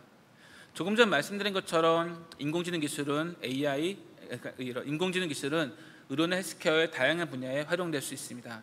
이를테면 질환을 진단한다거나, 또는 병원의 업무를 좀 더 개선한다거나, 또는 앞서 말씀드린 것처럼 다양한 웨어러블 디바이스들로부터 측정된 그런 생체 신호 데이터를 분석하여 본인의 일상생활에서의 건강을 관리한다던가, 또는 정밀의료라던가 다양한 분야에서 실제로 많은 기회와 서비스들이 개발되고 있습니다. 그중에서 특히 많이 이번에 이걸 다 소개해드리기 좀 어렵기 때문에 이번 발표에서 소개시켜드리고 좀 제가 주도 이렇게 볼 분야가 왼쪽 상단에 보시는 진단과 치료 분야와 오른쪽 하단의 모바일 앱 분야입니다. 진단과 치료 분야는 현재 가장 많은 의료기기 제품들이 나와 있고, 국내에서도 약 60여 개 이상의 그 제품들이 식약 처벌받아서 현재 상용화가 되고 있습니다. 이런 쪽에서는 대부분 병원에서의 어떤 영상이나 바이탈 데이터를 바탕으로 의료진의 진단을 돕고 또는 병원에서의 어떤 환자의 중증 악화를 예측하는 등 그런 쪽의 솔루션이 많이 집중되어 있고, 오른쪽 하단에 보이는 저 그 모바일 앱 분야는 일상생활 속에서 환자나 일상 건강한 사람들이 보다 적극적으로 본인의 건강을 관리하고 만성 질환을 관리하는 그런 서비스들이 최근에 속속 이렇게 제시되고 있습니다. 또한 이런 디지털 헬스케어 시장도 바라보면은 일반적으로 그 디지털 헬스케어에 대한 그 투자나 시장 전망도 빠르게 증가할 것으로 기대되고 있는데요. 이를테면은 디지털 헬스케어 분야에서 그 투자 규모가 2018년도 21.5 빌리언 달러에서 2020년도 31.9 빌리언 달러로 약 50% 이상의 증가가 기대되고 있고, 이쪽 헬스케어 시장 전망 또한 역시 2025년도에 362억 달러로 연평균 50% 이상의 성장을 할 것으로 기대되고 있습니다. 그럼 이런 투자와 진화되는 이런 성장성에 대한 시장 속에서 세계 각국의 여러 나라에서 다양한 스타트업들이 생겨서 앞서 말씀드린 것처럼 비단 뭐 영상 진단이라던가 또는 그 원격 환자 모니터링 또는 어떤 유전체 분석이나 그 제약 쪽에 다양한 분야에서 실제로 여러 회사들이 생겨나고 있고, 이런 회사들이 각각의 의료나 헬스케어 분야에서의 새로운 기회와 혁신을 이뤄내려고 노력하고 있습니다. 저희 회사 뷰노를 비롯해서 이제 국내 회사도 여러 회사들이 존재하고 이 화면에 포함되어 있습니다. 그러면 실제로 이제 이런 전반적인 그림에 이어서 실제로 이제 하나하나의 사례를 좀 짚어보면서 이런 인공지능 기술이 어떤 식으로 우리 생활에 기회가 되고 혁신의 불을 일으킬 수 있을까를 살펴보도록 하겠습니다. 첫 번째 사례로 이게 한 2018년도에 그 SBS 뉴스에서 기사화됐던 내용인데요. 고열로 그 병원에 입원한 사람이 이제 의료진 놓칠 수도 있었던 심정지를 인공지능 기술이 이 환자의 어떤 호흡, 맥박, 혈압 같은 생체 신호, 그런 활력증을 데이터를 바탕으로 심정지를 미리 예측해서 좀 더 보다 더 적절한 치료를 가능하겠다라는 기사입니다. 실제로 우리가 일상생활 살다 보면은 뭐 그냥 그 어떤 가벼운 치료부터 또는 수술 등 다양한 이유로 병원 입원하게 됩니다. 그러면 통계를 보면은 병원에 입원한 환자, 이게 중환자실이 아닌 병원에 입원한 일반 병동, 우리가 흔히 병원 가면 입원한 일반 병동에서도 연간 3,600건의 심정지가 발생한다고 보고되고 있습니다. 그리고 이렇게 발생한 3,600건의 심정지의 케이스 경우 그중 약 75% 정도는 실제로 사망에 이르고 있습니다. 왜냐하면 중환자실만큼 집중 케어가 되지 않기 때문에 일반 병동에서 심정지는 높은 사망률을 기록하게 됩니다. 그런데 뭐 몇 가지 연구에 따르면은 이러한 심정지의 케이스의 80% 정도는 어떤 뭐 혈압의 변화라던가 또는 다양한 활력증의 변화 또는 어떤 의식상태 변화로 미리 전조 증상이 있다고 합니다. 그런데 이런 전조 증상들을 일반 병동에서 이 미리미리 캐치를 해서 케어를 하기에는 사실 현실적으로 무리가 있죠. 왜냐하면은 앞서 말씀드린 것처럼 한 명의 의료인당 수많은 환자들이 매칭돼 있고 이런 것들을 제대로 디텍션할 수 있는 알고리즘이 아직 없습니다. 따라서 이 앞장의 사례와 같이 이런 환자의 활력증을 기반으로 이 심정지를 보다 정확하게, 이런 환자의 중증 악화를 보다 정확하게 예측할 수 있다면은 우리는 병원에서 좀 더 우리 환자 안전을 높이고 좀 더 좋은 의료 서비스를 기대할 수 있을 것이라고 생각합니다. 그리고 인공지능이 이런 것들을 실제로 현재 가능하게 만들고 있고 더 좋은 기회를 제공할 수 있을 것이라고 생각합니다. 이런 예와 비슷한 예로 이번에는 이제 좀 더 어려운 케이스의 판독, 즉 의료진이 어떤 영상이나 진단하는 것을 돕는 것들에 대해 소개해 드리도록 하겠습니다. 이게 한 2016년도로 기억하는데요. 2016년도에 이제 한 방송사에서 미래의 인간 AI라는 그런 다큐멘터리를 찍었습니다. 이때 했던 시험 중에 하나가 이제 엑스레이. 우리가 병원 가면 흔히들 거의 항상 찍는 엑스레이죠. 이런 엑스레이 사진에서 의료진 놓친 케이스를 얼마나 인공지능이 잘 잡는지를 분석한 적이 있었습니다. 해본 결과 수련이 15명 찾지 못한 그 한 7개 이상의 그런 그 폐결주 위치를 정확하게 인공지능이 디텍션 했었는데요. 이때 사례 중에 하나를 소개해 드리도록 하겠습니다. 예를 들면 다음과 같은 엑스레이 사진을 보고서 여기서 폐결절을 찾을 수가 있을까요? 사실 저를 비롯해서 이 방송을 이걸 보고 계신 많은 분들은 사실 의료 전문가가 당연히 아니실 거라서 이것을 보고 판단하기 어려울 것 같습니다. 그런데 문제는 사실은 이 내용은 단지 일반인뿐만 아니라 의료 전문가일지라도 찾기 어렵습니다. 그 이유가 인공지능이 찾은 폐결절 위치를 바라보면 저기와 저렇게 심장과 겹쳐 있습니다. 우리 몸은 3차원 입체 구조라 심장이 있고 그 뒤나 그 앞에 이렇게 결절이 있을 수 있는데 이거를 2차원으로 엑스레이를 찍다 보니까 다른 기관, 즉 여기서는 심장과 폐결절 병변이 겹쳐서 사실 놓치기 쉬운 부분이고 저거를 알고 나서도 다시 봐도 저기에 뭐가 있나 싶을 정도로 보이죠. 이런 것들이 사실은 수많은 엑스레이를 판독해야 되는 그런 제한된 시간, 제한된 의료진이 수많은 데이터를 판독해야 되는 상황에서 놓치기 쉬운 것들이고 이런 놓치기 쉬운 것들을 인공지능 기술을 활용하여 도움을 줄 수 있다면은 보다 정확하고 빠르게 이제 판독할 수 있고 그것들은 결국 우리의 삶에 더 좋은 영향을 줄 수가 있겠죠. 이런 엑스레이 영상과 엑스레이 사례와 유사한 케이스가 또 하나 소개드릴 만한 것들이 이제 폐암 검진입니다. 최근에는 폐암을 조기 검진을 하기 위해서 일반 건강검진센터에서도 이 렁CT, 이 폐를 CT로 찍는 경우가 많이 발생합니다. 그런데 사실 저희가 이런 연구를 하면서 그 국내 모 건강검진센터와 함께 한 실험이 있었는데요. 그 건강검진센터에서 찍은 폐 CT 중에서 전문의가 정상이라고 판독한 약 만장의 CT 케이스를 저희가 인공지능 기술, AI 인공지능 이 렁CT AI 기술을 활용해서 정말 이 중에 폐결절이 있는 점지를 스크린 한번 돌려본 결과 정상이라고 판독했는데도 불구하고 이 중에 약 2.7% 정도는 실제로 어떤 폐결절 소견이 있었던 것을 확인할 수 있었습니다. 그리고 이 중에서 10명 정도는 이제 좀 놓치면 안 되는 약간 그 추적 관찰이 필요한 케이스여서 이 환자한테 연락해서 추가 조치를 취한 것으로 알고 있는데요. 이처럼 의료진도 사실은 사람인지라 여러 가지 환경 때문에 여러 가지 이유나 요인으로 놓칠 수 있는 부분이 존재하고 앞선 그런 엑스레이 케이스라든가 이런 CT 케이스에서 인공지능이 들어가서 한 번 더 스크린을 돌릴 수 있다면은 보다 조기에 보다 빠르고 보다 정확한 검진을 할 수 있겠고 특히 이와 같이 폐암과 같이 생사를 가를 수 있는 것들은 우리의 생명을 살릴 수 있고 더 나아가서 어떤 생명 전체 사회적으로 사회 비용이나 이런 것들을 줄일 수 있는 그런 긍정적인 효과를 볼 수 있을 것이라 생각합니다.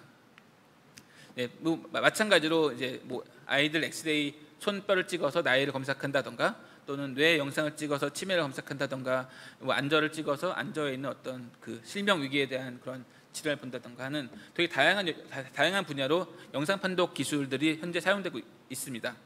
그리고 비단 이런 영상 판독 기술뿐만 아니고 이런 병원에서 어떤 판독을 돕는 것뿐만 아니라 실제 최근에 애플워치와 같은 그런 웨어러블 디바이스 발달로 인해서 일상생활 속에서 본인의 건강, 의료 데이터를 측정하고 이것을 조금 더 적극적으로 단지 어떤 증상이 있어서 병원에 가서 치료받는 것이 아니라 일상생활 속에서 내 건강을 지키고 관리하고자 하는 그런 서비스들이 증가하고 있습니다. 한 예를 보면은 앞서 말씀드린 것처럼 그런 애플워치 도입으로 인해서 이게 이 사례는 이제 인도에 있는 대학생이 미국으로 이제 대학을 가서 인도에 있는 자기 아버지에게 애플워치를 선물하게 됩니다. 그러면 그래서 이 아버지가 이분이 애플워치로 심전도를 측정하게 되는데 본인한테는 심장에 대한 그 이전에 알려진 기저전이 없었음에도 불구하고 심전도에 어떤 이상 반응이 있어서 병원을 선제적으로 미리 갔었는데 마침 심장의 이상을 미리 알게 되고 적절한 치료를 받을 수 있었던 사례입니다. 이것처럼 사실 어떤 증상이 있을 때 이미 좀 늦을 수가 있겠죠. 증상 전에 우리가 일상생활에서 본인의 건강을 조금 더 적극적으로 보다 더 빠르게 관리하고 본인의 어떤 만성 질환을 좀 더 잘 케어하기 위해서 이런 그 웨어러블 디바이스로부터 측정된 이런 활력 징후, 생체 신호를 바탕으로 자신의 건강을 관리하고자 하는 그런 니즈가 늘어나고 있고 이런 서비스들이 생겨나고 있습니다.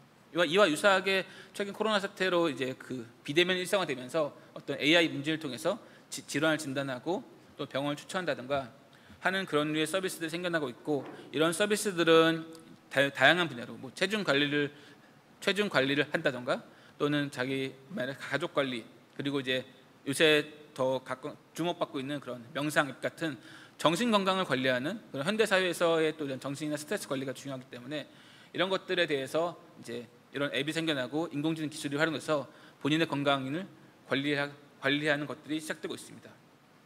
그럼 이렇게 관리된 앱들이 점점 늘어나고 더 많은 사람들이 사용하면서 점점점 더 임상적 유효성이 밝혀지고 실제로 어떤 치료의 그런 효과까지 일어날 수 있다면은 이런 디지털 기술들이 치료제로서 활용될 수 있겠죠. 이제 그런 컨셉이 최근에 이런 의료 헬스케어 및 또는 인공지능 기술 분야에서 각광을 받고 있는 디지털 치료제라는 분야입니다. 쉽게 말해서 기존의 알약이나 주사를 맞아서 자기 질병을 치료했는데 그것 대신에 디지털 기술, 즉 이런 소프트웨어 앱을 사용함으로 인해서 본인의 질환을 미리 관리하고 모니터링하고 치료할 수 있는 그런 컨셉이 이 디지털 치료제입니다. 이런 디지털 치료제 분야에서 가장 이제 대표적인 이런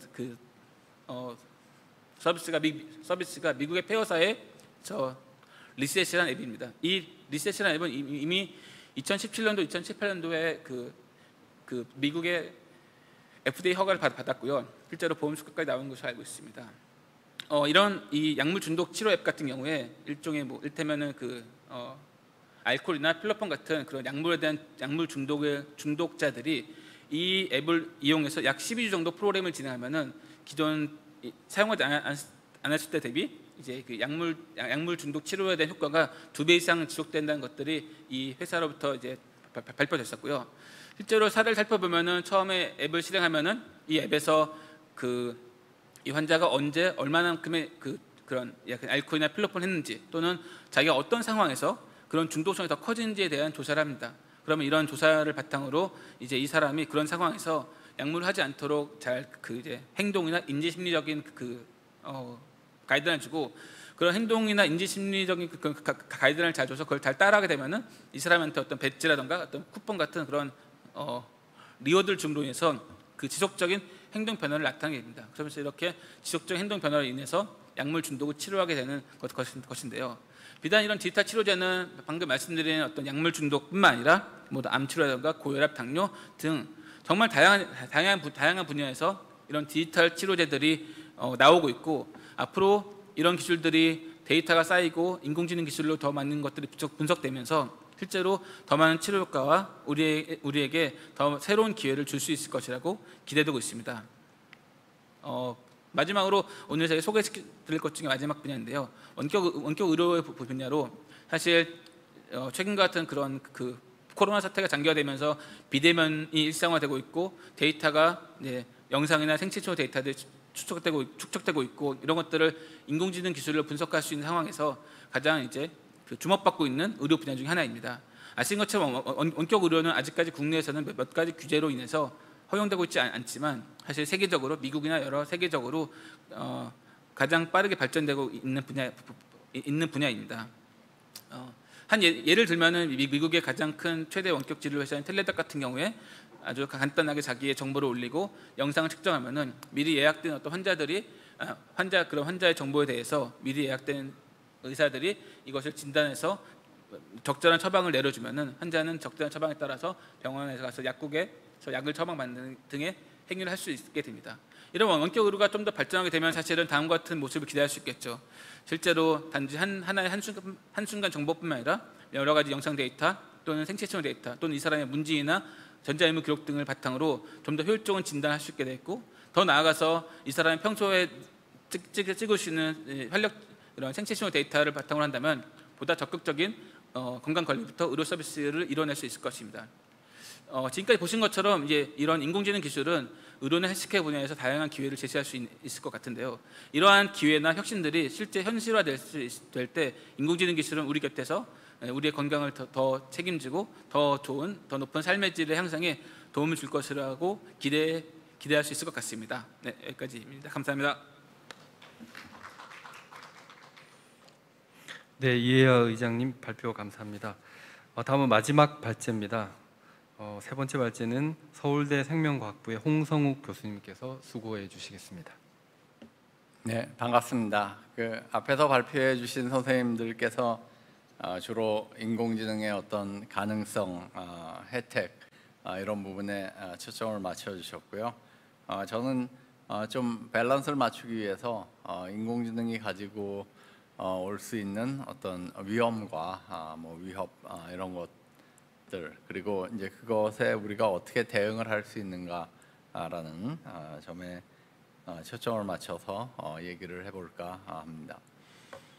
뭐 더 많은 영역에서 인공지능이 사용되고 있고, 최근에 이제 비대면 사회가 지속되면서 예를 들어서 뭐 면접을 보는데 인공지능이 많이 이용이 되고 있습니다.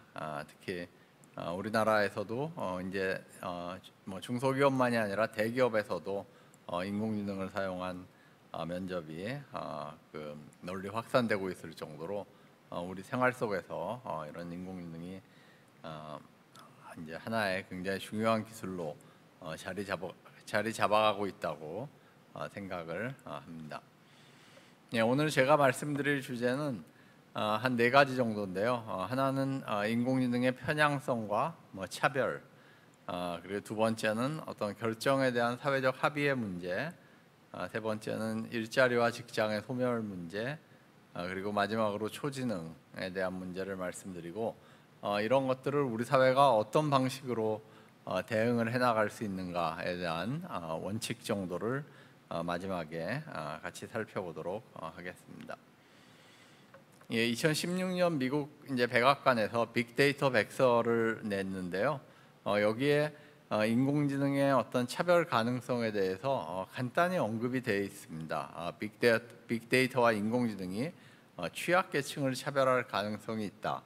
그리고 취약계층은 이제 뭐 유색인종, 빈민, 여성 이런 취약계층을 차별할 가능성이 있고, 이에 대해서 관심을 가져야 된다라는 점이 지적이 돼 있는데, 이제 이 시점부터 사실 인공지능이 어떤 차별적인 판단을 내리는 것에 대한 그 사례들이 굉장히 많이 발견이 되고 또 보고가 되기 시작을 했습니다. 뭐 널리 알려진 사례가 그 가석방을 결정하는데 많이 쓰이는 노스포인트사의 컴파스라는 이제 인공지능 알고리즘이 백인에 비해서 흑인들에 대해서 굉장히 그 편파적인 판정을 내린다라는 것이 그 프로퍼블리카라는 그 잡지에 의해서 보도가 됐습니다. 예를 들어서 뭐 이 알고리즘에 의해서 위험 점수가 높다고 분류되었지만 이후 실제로 2년 안에 재범을 하지 않았던 사람들은 백인이 이제 20%대였음에 반해서 흑인은 그 40%대 굉장히 높게 판정이 됐고요. 거꾸로 위험 점수가 낮다고 분류되었지만 실제로는 재범을 한 경우는 백인이 훨씬 더 높게 분류가 됩니다. 흑인의 경우에 위양성이라는 false positive라고 하는 이런 경우가 백인에 비해서 거의 2배가 나왔고요. 이 얘기는 이제 흑인이 편파적으로 고위험군으로 분류가 될 수 있고, 백인은 부당하게 많은 수가 저위험군으로 분류될 수 있다는 것을 얘기를 합니다. 프레드폴이라는 알고리즘은 인공지능 알고리즘은 지금 미국의 대도시에서 많이 사용이 되고 있는 범죄 예측 알고리즘인데요. 왜냐하면 그 경찰은 사람이기 때문에 이제 편견을 가질 수가 있습니다. 눈으로 봐서 흑인이다. 그러면은 저 위험할지 모른다라는 어떤 편견을 가질 수가 있는데, 이제 알고리즘은 그렇지 않다는 거죠. 피부색이나 인종을 구별하지 않는다라는 것이 이 프레드폴의 그 선전 문구에 있습니다. 근데 이제 정말 그러냐 하는 것이죠. 실제로 보면은 이 프레드폴의 알고리즘이 이제 쓰여질 때 경범죄 발생을 알고리즘에 포함을 했습니다. 근데 이제 당연히 빈민가에서 훨씬 더 많은 경범죄가 일어나고요. 그러니까 이 경찰은 이제 빈민 지역을 더 많이 순찰을 하게 됩니다. 그래서 이제 수상한 사람들을 검문 검색을 할 수가 있고 검거율이 높아집니다. 이 범죄 검거율이 높아지고 그러면서 예측률이 증가가 되고 그러면서 이제 더 많은 흑인들이 감옥에 가는 그런 결과를 가져옵니다.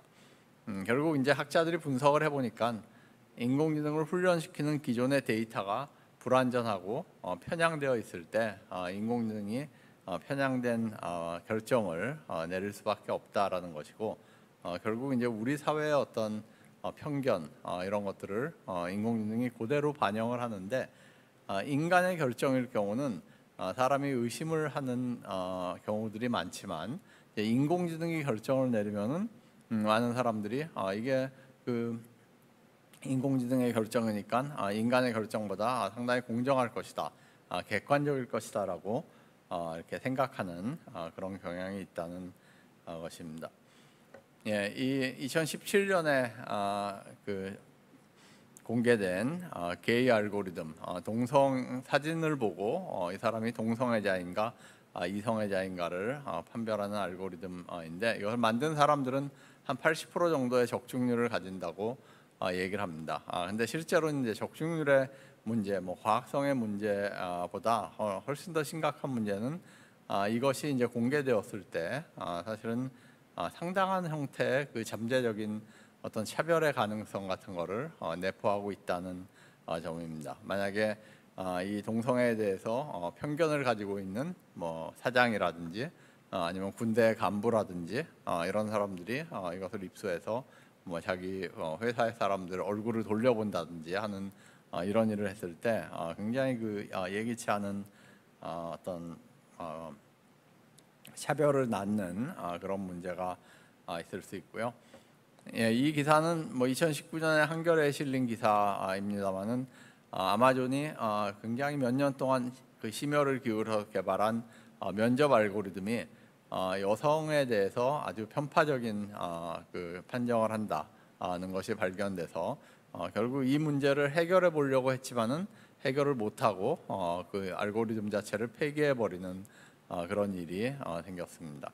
예, 인공지능은 눈으로 보질 않기 때문에 이 사람이 여성인지 남성인지 알 수가 없지만은 이력서라든지 이런 데서 이제 여성이라는 힌트를 얻을 수 있는 그런 단어 같은 거를 발견하면은 그 후보자에 대해서 굉장히 그 감점을 하는 방식으로 여성을 차별을 하더라. 근데 그 이유를 보니까 결국 인공지능이 훈련받은 그 실리콘밸리의 어떤 승진 데이터들 이런 것들이 남성에게 유리한 방향으로 되어 있든 그러니까 실리콘밸리에서 남성들이 훨씬 근소견함도 많고 더 성과도 잘 냈든 이런 데이터를 가지고 인공지능이 훈련을 받았기 때문에 당연히 여성에 대해서는 나쁜 점수를 줄 수밖에 없었다라는 것입니다. 예, 그래서 이제 이런 문제가 쌓이니까 2017년 12월에 뉴욕시에서는 뉴욕시에서 사용하는 모든 공공 인공지능 알고리즘이 투명해야 되고 책임성이 있어야 된다, 트랜스페런트 해야 되고 어카운터블 해야 된다라는 법안을 통과를 시킵니다. 두 번째 문제로 이제 사회적 합의의 문제를 말씀드리겠는데요. 그 인공지능을 이용한 무인 자동차가 이제 곧 출시될 예정이라고 합니다. 최근에 나온 자동차들 중에도 이제 상당히 그 어떤 자율성을 갖는 그런 자동차들이 출시가 되고 있는데요. 이런 자동차가 위기 상황에서 어떻게 해야 될까? 앞에 사람이 나타나는데 핸들을 그냥 가만히 둬서 앞에 지나가는 사람을 치고 운전자를 살릴 것인가, 아니면 뭐 핸들을 돌려서 보행자를 살리고 운전자를 상하게 하는 그런 방향으로 프로그래밍 될 것인가 하는 것에 대해서 몇 년 동안 많은 논란이 있었습니다. 전 세계적으로 그 설문조사가 이루어졌고요. 2천만 명 이상의 사람들이 설문조사에 응해서 이거에 대한 어떤 문화적인 차이 같은 것들을 많이 보여줬습니다. 예를 들어서 동양에서는 그 나이 든 사람을 살려야 된다라는 쪽으로 그 설문조사가 많이 나왔고요. 뭐 어느 지역에서는 인간과 동물에 대해서 비슷한 정도의 어떤 경중을 둬야 된다라는 결과가 나오기도 해서 사람들이 깜짝 놀라기도 했습니다. 네, 그래서 이런 인공지능 자동차, 자율주행 자동차의 어떤 위기 상황에서의 어떤 주행의 알고리즘을 어떻게 만들 것이냐에 대해서 지금까지 한 4가지 정도의 해법이 등장을 했습니다.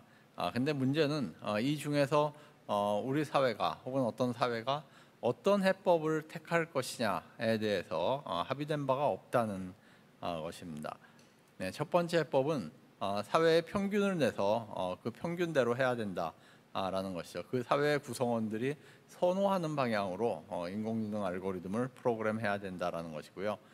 두 번째는 어떤 권위 있는 기관에 의해서 원칙이 정해지고 그 원칙대로 따라야 된다라는 것입니다. 예를 들어서 독일 같은 경우는 이를 위한 위원회를 만들어서 여기서 그 원칙을 정했습니다. 그리고 그 원칙은 어떤 사회적 지위나 인종이나 성이나 나이나 이런 데서 차별을 둬서는 안 된다. 그러니까 위급한 상황일 경우는 모든 사람의 목숨이 다 똑같다라는 그런 원칙을 따라야 된다라는 것이고요. 세 번째 방향은 차주가 원하는 대로 프로그램하자라는 것입니다.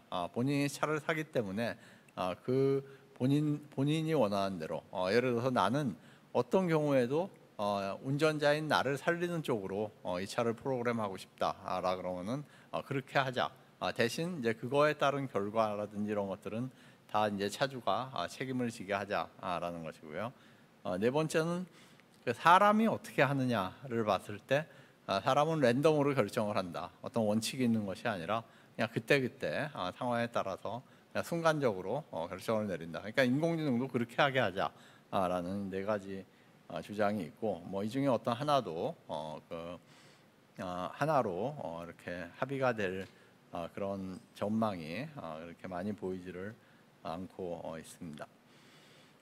올해 초에 한국에서 이루다 사태가 있었습니다. 이루다는 20살 여성의 정체성을 가진 인공지능 챗봇 프로그램이었는데요. 그 젊은 남성들한테 굉장히 큰 인기를 얻었던 프로그램입니다. 마치 여자친구처럼 이렇게 대화를 나누곤 했는데 이 이루다가 예를 들어서 흑인에 대해서 혹은 동성애에 대해서 굉장히 그 혐오적인 발언을 하는 것이 이제 드러나고 그것이 언론이나 SNS를 통해서 공유되면서 큰 사회적인 파장을 낳고 결국은 서비스가 문을 닫는 그런 일이 생겼습니다. 이런 일이 왜 생겼냐?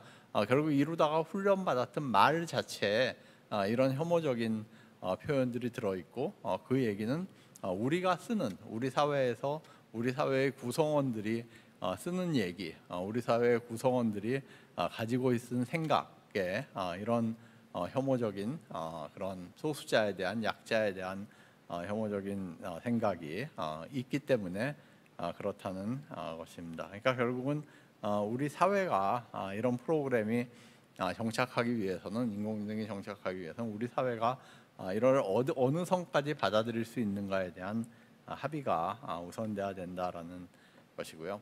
일자리의 소멸에 대해서는 많이 언급이 됐습니다. 이전 발표에서 아마존 고에 대해 얘기도 나왔는데 아마존 고가 굉장히 편리한 서비스지만은 그러면서 캐시어들이 직장을 잃습니다. 예전 같으면은 그렇게 이제 직장을 잃는 사람들이 다른 직장으로 갈 수 있다라고 많이 생각을 했는데 최근에는 이제 기술 변화의 속도가 너무 빠르기 때문에 이런 기술 변화 때문에 직장을 잃은 사람들이 동일한 레벨의 직장으로 가는 것이 거의 불가능하고 하나나 두 급 정도 떨어진 레벨의 직장으로 이동할 수밖에 없다라는 그런 이제 결과들이 보고가 되고 있습니다. 그래서 이것 역시 이제 우리 사회가 이를 어떻게 이제 대체해야 되는가 하는 것들이 앞으로 큰 이제 사회적인 이슈일 것이라고 생각을 합니다. 아마도 그 고도의 정신 노동, 또 복잡한 육체 노동 이런 것들은 존속될 가능성이 있지만은 그 단순한 육체 노동이나 단순한 사무직 이는 상당히 빠른 시간 안에 인공지능으로 대체되지 않을까, 인공지능과 로봇으로 대체되지 않을까 하는 전망이 있습니다. 그래서 이제 이들에 대한 재교육이라든지 이런 것들이 단순히 이제 직장이나 개인 차원이 아니라 우리 사회 차원에서 이루어져야 된다라고 생각을 합니다. 네, 마지막으로 말씀드릴 주제는 이제 초지능인데요. 이를 사실 공상과학의 얘기다라고 보는 분들도 있고 또 초지능이 나타나도 아주 먼 훗날에나 나타날 것이다. 지금 걱정할 문제가 아니다라고 보는 분들도 있습니다. 어쨌건 한 2010년 이후에 인공지능 붐이 불면서 이 초지능에 대한 우려가 다시 등장을 했습니다. 엑스마키나 같은 영화 이 초지능 인공지능 로봇이 이제 인간을 속이고 그 탈출해서 세상으로 도망가는 그런 그 스토리가 많은 사람들을 놀라게 했고요. 그 옥스퍼드 대학교의 철학자인 닉 보스트롬 같은 철학자가 이제 이 초지능에 대해서 많이 연구를 하고 또 초지능에 대한 우려를 굉장히 강하게 표명하는 사람 중에 한 명입니다. 보스트롬도 지금은 그냥 단순한 머신러닝의 시대다라는 것을 인정을 합니다. 그렇지만 만약에 이 머신러닝 테크놀로지가 계속 발전을 해서 어느 단계인가 일반 인공지능, 일반 인공 AGI라고 부르는 일반 인공지능에 도달을 하면은 그 일반 인공지능은 보통 한 20살 정도의 젊은이가 가지고 있는 평균적인 젊은이가 가지고 있는 지능을 가진 인공지능에 도달을 하면은, 그러니까 인간의 말을 다 잘 알아듣고 그 명령을 다 잘 수행하는 그런 인공지능에 도달을 하면은 그 이후에 인공 초지능까지 발전하는 시간은 굉장히 빠를 것이다라고 예측을 합니다. 그래서 사람들이 그 초지능의 도래를 막기가 굉장히 힘들 거다라는 것이 이제 보스트롬의 주장입니다. 초지능은 인간이 가지고 있는 여러 가지 가치들, 예를 들어 삶의 즐거움이라든지 뭐 음식이라든지 자손 이런 것들에 무관심하고요. 음악이나 유머, 로맨스, 대화, 뭐 철학, 문학, 모험, 어떤 자기 발전, 영성 이런 것들에 흥미가 없습니다. 뭐 자비나 겸손, 희생 등 인간이 진화를 통해 발전시켜온 가치를 공유하지 않고요. 즉 초지능이라는 존재는 인간과 다른 가치, 즉 어떤 자기 보존이나 효율 극대화의 가치만을 가지고 있는 그런 존재라는 것이죠. 사람들은 보통 그 아시모프가 오래전에 제시한 로봇의 제3원칙이 인간을 초지능으로부터 이렇게 보호할 수 있을 것이다. 왜냐하면 로봇은 인간에게 해를 입혀서는 안 된다라는 것이 이제 제일 원칙이기 때문에요. 그렇지만 이런 원칙이 초지능의 경우에 지켜질 수 있을 것인가라는 것은 상당히 그 회의적입니다.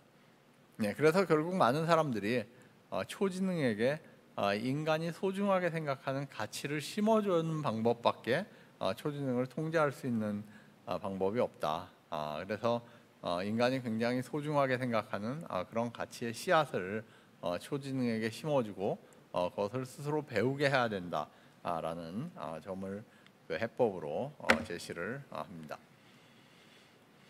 제가 이렇게 한 4가지 정도의 인공지능이 낳을 수 있는 위험에 대해서 얘기를 했는데요. 이런 위험을 어떻게 극복하고 수용 가능한 것으로 만들 것인가에 대해서 생각을 해보겠습니다.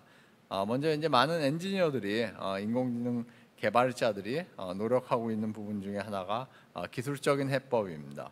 예를 들어서 설명 가능 인공지능 같은 것들을 만들어서 인공지능에 대한 인간의 신뢰를 높이는 방향을 채택을 하고 있습니다. 그리고 아까 말씀드렸듯이 그 뉴욕시가 채택한 그런 법안처럼 어떤 법적이고 제도적인 해법도 동시에 병행될 수 있습니다. 그리고 또 교육적이고 문화적인 해법이 따라가야 되는데요. 인공지능에 대해서 굉장히 많은 환상을 가지고 있습니다. 그리고 또 어떤 사람들은 아주 크게 인공지능을 비관적으로 생각을 합니다. 둘 다 양쪽 극단 모두 현실과는 거리가 멀고요. 이런 환상과 지나친 비관을 이렇게 극복하면서 중도적인 그 인공지능에 대한 이해를 이렇게 가질 수 있는 방식으로 교육과 문화가 자리 잡아야 될 것 같습니다. 그래서 이렇게 이런 이제 기술적 해법과 법적 제도적 해법 또 교육적 문화적 해법이 만나는 곳에서 인공지능에 대한 어떤 참여적인 가버넌스가 이루어질 수 있다고 생각을 합니다. 인공지능은 굉장히 새로운 기술입니다. 그리고 그것이 내포하고 있는 우리가 겪어보지 못한 여러 가지 형태의 위험들이 그 안에 존재하고 있습니다. 물론 그만큼 큰 어떤 가능성과 혜택 역시 존재하고 있는 것이 분명합니다. 네, 그렇지만 저는 인간이 지금까지 그래왔듯이 이런 새로운 기술의 이점을 살리고 문제점을 해결해 나갈 수 있을 것이라고 생각합니다. 예, 이를 가만히 있으면 되는 것이 아니라 이를 위해서 우리가 노력을 해야 되는데요. 인공지능 기술을 예의주시하면서 지나친 낙관과 비관을 피하면서 아까 말씀드린 기술적, 법적, 제도적 그리고 교육적, 문화적인 어떤 노력과 해결책을 찾아 나갈 때, 즉 우리 사회를 구성하고 있는 많은 시민들이 이런 노력들을 공유할 때 우리는 그 알고리즘 시민권이라고 부를 수 있는, 즉 인공지능에 대해서 굉장히 주체적이고 자발적인 그런 이제 시민으로 역할할 수 있는 그런 알고리즘 시민권을 가질 수 있을 것이다라고 생각을 합니다. 예, 여기서 마치겠습니다. 고맙습니다. 네, 발제 감사합니다. 지금부터는 패널 토론 시간을 갖도록 하겠습니다. 오늘 패널 토론의 진행은 한국정보보호학회 AI 보안연구회장을 맡고 계시는 정수환 숭실대 교수님께서 수고해 주시겠습니다. 예, 안녕하세요. 방금 소개받은 숭실대학교 정수환입니다. 오늘 그 국민생활과학 자문단하고 한국정보보호학회 AI 보안연구회가 공동 주최하는 국민생활과학기술 포럼의 주제가 생활 속 AI, 기회인가 위협인가, 이런 주제입니다. 아마 많은 분들이 요즘 AI에 대해서 많은 언론 보도라든가 이런 걸 통해서 접하고 계실 텐데, 과연 우리 생활 속에 AI들이 얼마나 깊숙하게 들어올 것이고, 거기서 우리가 얻을 수 있는 기회, 또 반면에 또 위협, 이런 것들이 많은 이슈가 되고 있습니다. 그래서 오늘 이 주제로 이미 세 분의 발제를 우리가 들었고, 이제 좀 토론을 시작하려고 합니다. 그래서 토론해 주실 분들은 그 발제해 주신 세 분, 솔트룩스의 이경일 대표님, 예, 그 다음에 주뷰노의 이해하 의장님, 또 서울대 홍성욱 교수님, 이 세 분은 이미 발표를 하셨기 때문에 이미 여러분들이 많이 이제 보셨을 거고, 그 다음에 이제 한 분 더 계십니다. 더 밀크코리아의 김인순 대표님, 예, 인사 잠깐 좀 말씀 좀 해주시죠. 예. 네, 안녕하세요. 더 밀크코리아의 김인순입니다. 더 밀크는 실리콘밸리에 본사를 둔 혁신 미디어고요. 오늘 이 자리에 참석하게 돼서 영광입니다. 예, 예, 감사합니다. 오늘 그 토론 주제에 대해서 이미 그 인터넷을 통해서 사전 질문이 좀 들어온 것도 있고, 또 지금 실시간 질문으로 들어온 것들도 있는데, 그것들을 이제 좀 하기 전에 잠깐 일단 김인순 대표님 같은 경우는 지금 발제를 따로 안 해주셨기 때문에 한번 제가 여쭤보고 싶은데, 우리 생활 속에 지금 AI가 과연 어느 정도 이렇게 좀 가깝게 느껴지는지, 예를 들면 뭐 실리콘밸리라든가 이런 쪽에 관련돼서 많이 취재도 하시고 또 그렇게 하시니까 얼마나 가깝게 우리 생활 속으로 지금 들어와 있는지, 현재는 아직까지 초기 상태인지, 이런 좀 전망 같은 것들을 잠깐 먼저 얘기를 좀 해주시면 감사하겠습니다. 네, 저희가 지금 여기서 뭐 생활 속의 AI가 위기인가 기회인가 이렇게 주제를 얘기하고 있잖아요. 이런 주제를 얘기한다는 것 자체가 이미 AI가 우리 생활 속에 많이 들어오고 있기 때문에 이에 대한 위협을 또 느끼고 있다, 이렇게 생각을 하는데요. 우선 글로벌 AI 현황을 제가 잠깐 짚어드리도록 하겠습니다. 지난해 이제 코로나 팬데믹으로 연구개발 투자가 약간은 주춤했는데요. 하지만 이 인공지능 분야에 대한 투자는 오히려 크게 증가를 했습니다. 특히 민간 부분에서 크게 증가를 했는데요. 2018년에서 2019년까지 AI 투자가 12% 증가했는데 2019년에서 2020년에는 40%나 늘어났습니다. 특히 가장 많은 투자가 일어난 부분이 아까 뷰노의 이해하 의장님이 발표를 해주셨던 의료와 제약 분야였습니다.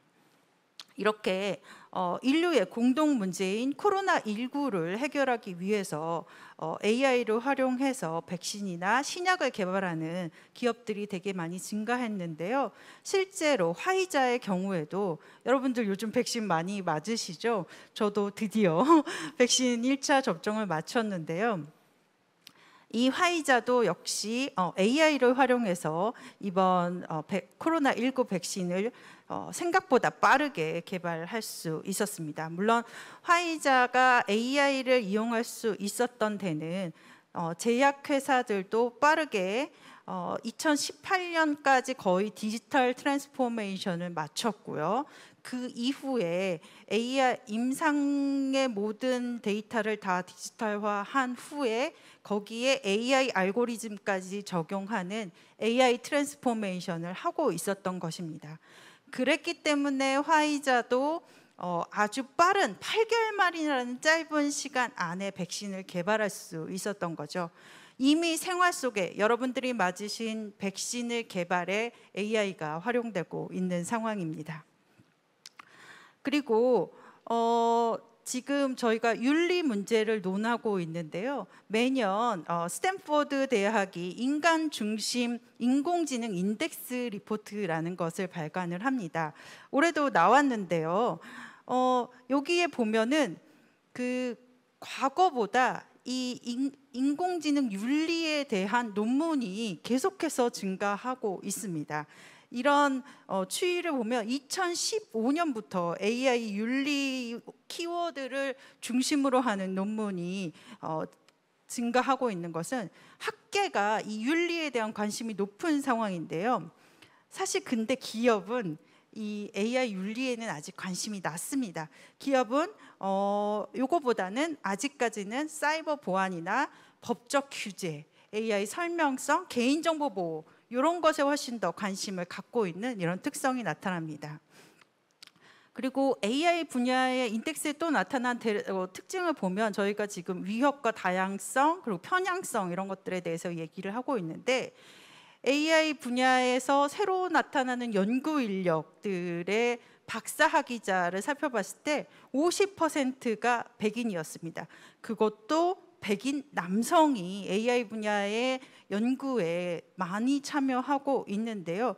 이게 뭐가 문제가 될까 싶겠지만 주로 이렇게 백인 남성들이 이쪽과 관련된 연구를 하다 보니까 그들의 이런 편향성이 알고리즘에 나타나게 되는 문제가 나타나서 스탠포드 HAI 인덱스에서 앞으로 AI 편향성에 이런 것들이 영향을 미칠 수 있기 때문에 아프리카계 미국인 그리고 히스패닉이나 아니면 여성 이런 연구자의 다양성 확보도 시급하다라는 내용에 대해서 얘기하고 있습니다. 그럼 기업에서 아까도 저희가 AI 윤리 문제를 얘기를 했는데 왜 이런 문제가 발생하고 있을까요? 사실 기업이 AI를 내재화하고 서비스를 추진하려면 데이터를 디지털화해야 되고 이걸 기반으로 AI로 전환해야 되는데요. 이 데이터, 최초의 AI가 학습해야 되는 데이터부터 문제가 발생을 많이 하고 있습니다. 그래서 이루다와 마찬가지로 되게 편향된 데이터가 처음부터 들어가는 거죠. 인공지능 자체의 문제가 아니라 처음에 데이터가 잘못된 겁니다. 이런 것들이 실제로 MIT의 대학원생들이 발견한 것도 있었는데요. 그러니까 최초의 데이터의 라벨링을 잘못하는 겁니다. 예를 들어 코끼리인데 코끼리 사진을 라벨링을 강아지라고 한 이런 거예요. 이런 데이터가 되게 많이 현재의 AI를 학습하는 데이터셋으로 쓰이고 있고 이게 또 편향되거나 잘못된 문제로 나타나고 있습니다. 그래서 이렇게 AI에 공급하는 데이터 규모가 폭발적으로 증가하고 있는데요. 데이터 정제를 제대로 하지 못하는 것들이 제가 볼 때는 문제가 되고 있고 이게 AI에 사용되는 데이터 오류가 발견이 되면 실수로 여겨지는 게 아니라 AI가 잘못됐다. 윤리적으로 이렇게 비난을 받고 있습니다. 그래서 질 낮은 데이터나 데이터 라벨링에 기업들이 좀 더 신경을 써야 하는 그런 시점인 것 같습니다. 네. 예, 감사합니다. 아주 중요한 점을 지적을 해주셨는데요. 제가 이경일 대표님이 아까 발표해 주시면서 AI가 우리한테 주는 좋은 기회 중에 하나가 생산성 향상을 통해서 노동 시간을 감소시킬 수 있다. 아주 매력적으로 다가오는데요. 근데 이제 사실은 지금 방금 김인순 대표님 말씀하신 대로 우리가 이렇게 AI의 충분한 어떤 기회 효과를 누리기 위해서는 그 성능이라든가 정확도가 보장이 돼야 되는데 사실 데이터의 품질 문제라든가 또 AI가 잘 못하는 것 중에 하나가 제가 알고 있기로는 인간의 직관을 그대로 어떻게 보면은 수용할 수 있는 그런 능력이 좀 부족한 걸로 알고 있습니다. 그래서 그런 문제들을 AI의 한계를 좀 극복을 해서 정확한 어떤 그런 성능이 나와야지만 우리가 이제 이런 효과를 누릴 것 같은데 그런 어떤 대책 또는 방안 이런 거에 대해서 한번 이경일 대표님께서 좀 말씀해 주시겠습니까? 네. 예, 그 데이터 레이블링과 관련돼서 중요성 얘기를 해주셨는데요. 저는 순기능적으로 제가 뭐 낙천주의자는 아닌데요. 데이터에 관련되어 있는 데이터 품질 관리 관련된 것들이 기술적인 부분에 있어서 많은 부분 해결이 점점 될 거라고 보여집니다. 저희가 데이터나 AI 관련돼서 저희가 사람이기 때문에 지나치게 윤리 문제나 아니면 법적인 문제에 대해서 민감하게 생각을 하고 있는 것도 사실인 것 같은데 해당하는 문제는 저는 지금보다는 아마 수십 년 이후에 우리가 좀 더 고민할 수 있는 현실이 되지 않을까 하는 생각이 들기도 합니다. 품질을 향상을 시키기 위한 여러 고민과 관련된 부분들은요. 이미 그 품질을 평가하고 또 그 품질에 관련돼서 신뢰성을 확인을 하기 위한 굉장히 다양한 기술적 또는 어떤 관점으로 보면 과학적인 평가 지표들이 존재를 하기도 합니다. 또한 이런 것들이 이미 우리가 생각하는 것보다는 상당히 높은 수준에 올라와 있는데요. 그럼에도 불구하고 제가 보기에는 우리가 여전히 불안해하고 있는 것은 사회적으로 합의가 되지 않고 우리가 그것에 대해서 수용성을 갖는데 시간이 더 필요하지 않을까 싶습니다. 대표적인 사례를 보면은 자율주행 자동차 같은 경우가 인간이 운전하는 것보다 대략 10배 정도 이미 안전하거든요. 그러니까 사고율이 10분의 1밖에 안 돼요. 자율주행하다가 사고 나는 경우가. 그래도 기계가 운전하다가 사고를 내는 게 10분의 1도 안전하다고 하더라도 사람이 운전하는 거 하다가 실수하는 것은 수용이 가능해도 기계가 운전하다가 사고 나는 것은 수용 불가한 사회적으로 아직 합의 보지 못한 마음이 있는 거죠. 그래서 방금 이제 질문하신 핵심은 우리가 어떻게 기술적으로 또는 품질이나 안정성 같은 걸 확보할 수 있냐 하는 질문이신데 이미 그런 과정에 전 들어왔다고 생각을 하고 오히려 제가 보기엔 시간 흐름에 따른 사회적 합의가 필요한 과정이 있을 것 같습니다. 그리고 현재 우리가 얘기하는 AI는 대부분의 기능적인 단위 요소들에 대한 것들을 달성하는 건데 이것이 총체적인 초지능과 같이 그 인간의 총체적인 지적 능력을 담보할 만한 수준은 제가 보기에는 이 방송을 듣고 계신 모든 분들이 살아계신 동안에 또 이분의 자녀들이 살아계신 동안에는 전 불가능하다고 생각을 하고 이 부분은 세계적인 석학이나 전문가분들도 대부분 동의하는 부분이라고 생각을 합니다. 그래서 이런 것들이 사회적으로 논의되고 지금처럼 협의되는 과정에서 저희가 걱정하는 것보다는 굉장히 완만하게 고민되고 적용이 되리라고 생각을 합니다. 예, 감사합니다. 아주 긍정적으로 이제 바라보는 그런 입장에서 많이 얘기를 해주셨습니다. 예, 하여튼 우리가 아마 아직까지는 AI가 우리 사회의 생활 속에 들어오는 초기 단계죠. 여러 가지 해결해야 될 문제들이 많이 있을 겁니다. 어떤 기술이든지 처음 도입될 때는 많은 문제점을 보여주고 있습니다. 그렇지만 시간이 감에 따라서 그런 어떤 기술적인 문제점 또는 어떤 사회적인 문제점들 하나하나 이제 해결해 가다 보면은 결국은 성숙된 기술로 가면서 그 활용도가 훨씬 높아지고 그렇게 흘러오지 않았나 과거에도 그렇게 생각이 됩니다.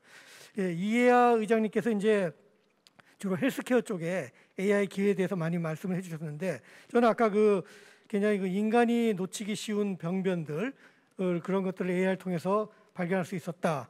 또 의사의 어떤 보조 기능으로 좀 활용하면 좋다. 사실 AI에 대한 여러 가지 두려움을 많이 갖고 있죠. 잘못된 진단하면 어떡하나. 근데 만약에 그 이 의장님이 말씀하신 그런 인간의 의사의 보조 기능으로 활용한다 했을 때는 사실은 그 위협보다는 훨씬 더 순기능이 많을 것 같은데 어떻게 보십니까? 그 여러 가지 역기능에 대해서 의료 쪽에서는 특히 사람들이 많이 좀 걱정을 하잖아요. 그런 부분에 대해서 충분히 극복할 수 있다라고 보시는지 그런 거에 대해서 조금 더 설명해 주시죠. 네.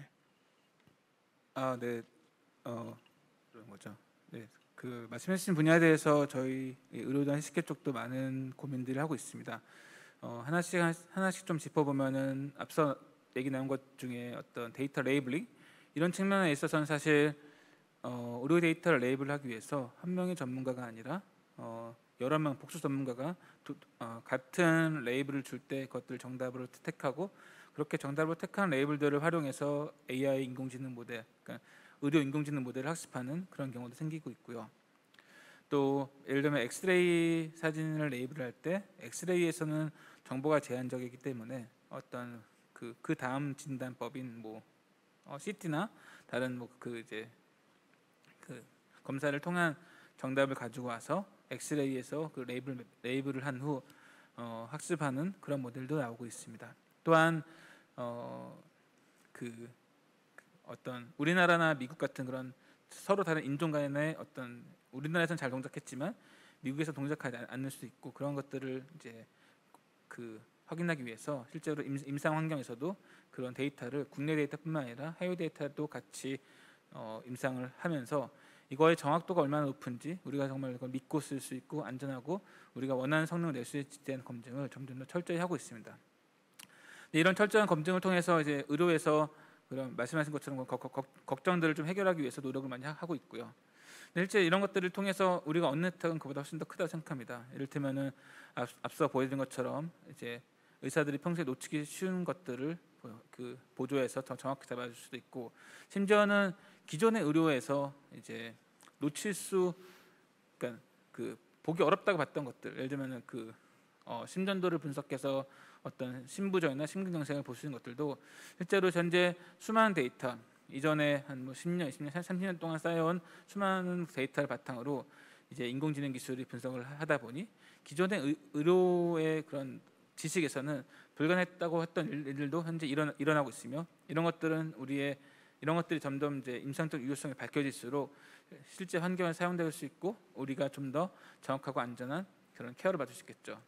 그리고 또 하나 또 짚어볼 부분이 말씀하신 것처럼 그런 자율주행과 마찬가지로 사회적 합의가 더 중요합니다.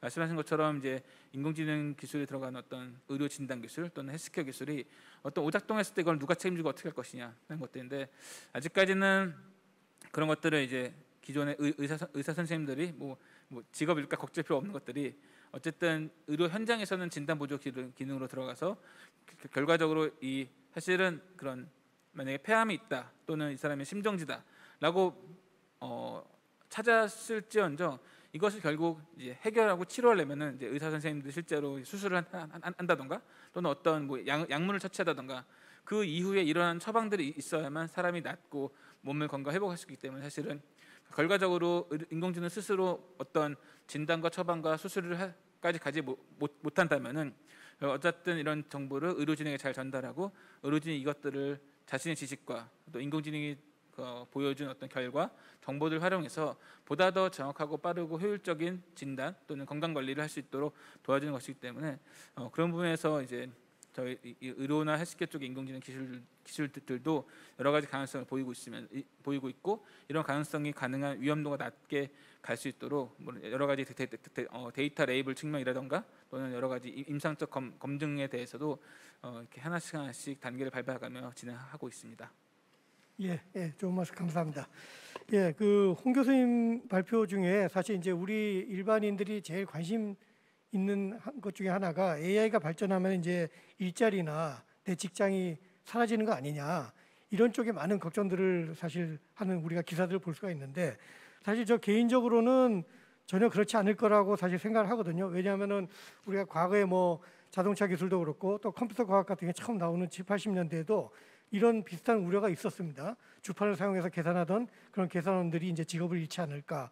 근데 지금 수십 년이 지난 지금 보시면은 얼마나 컴퓨터 과학이나 컴퓨터 공학 쪽에 많은 일자리들이 새로 생겨났는가를 보시면은 AI도 비슷한 추세를 가지 않을까 생각합니다. 현재로서는 당장 단순 어떤 노동들은 많이 좀 일자리가 좀 잃을 수 있겠지만 또 AI로 인해서 데이터를 수집하고 가공하고 처리하고 이런 쪽에 무수히 많은 일자리들이 생겨날 걸로 보는데 문제는 결국은 기존의 단순 노동에 종사하시는 분들의 어떤 직업 전환 문제가 아닐까 그렇게 생각하는데 홍 교수님께서는 이 문제를 어떻게 좀 진단하고 계신지 한번 의견을 좀 주시기 바랍니다. 네, 뭐 지금 그 선생님께서 잘 말씀해 주셨듯이 하여튼 변화는 지금 진행이 되고 있고요.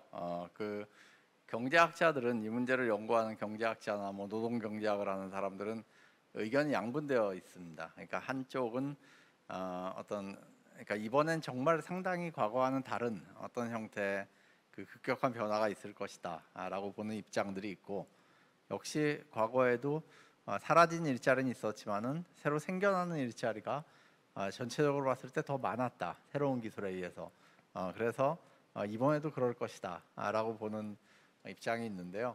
그래서 최근에 일어나고 있는 변화를 조금 유심히 관찰을 해야 된다 하는 게 제 생각입니다. 우리나라 같은 경우를 보면은 2012년, 13년 뭐 이럴 때 이제 그 옥스포드 보고서라든지 뭐 제2의 기계 시대 이런 책들이 번역돼 나오면서 사람들은 그 가까운 미래에 뭐 교사나 의사, 뭐 변호사 이런 그 고급 직종까지도 AI로 대체될 거다 하는 걱정을 했는데 사실은 이제 그 부분은 기우라고 생각을 합니다. 지난 몇 년 사이에 있었던 그 어떤 변화 중에 하나가 예를 들어서 그 여행사 지점들이 굉장히 많이 없어지는 것입니다. 한국에서 한 2,000개 정도 없어졌다 그러고요. 그다음에 또 보험사와 그리고 은행 지점들도 아주 빠르게 사라지고 있습니다. 근데 그것들이 결국은 이제 그 스마트폰 같은 것으로 여행을 예약하고 금융 업무를 보고 하는 것이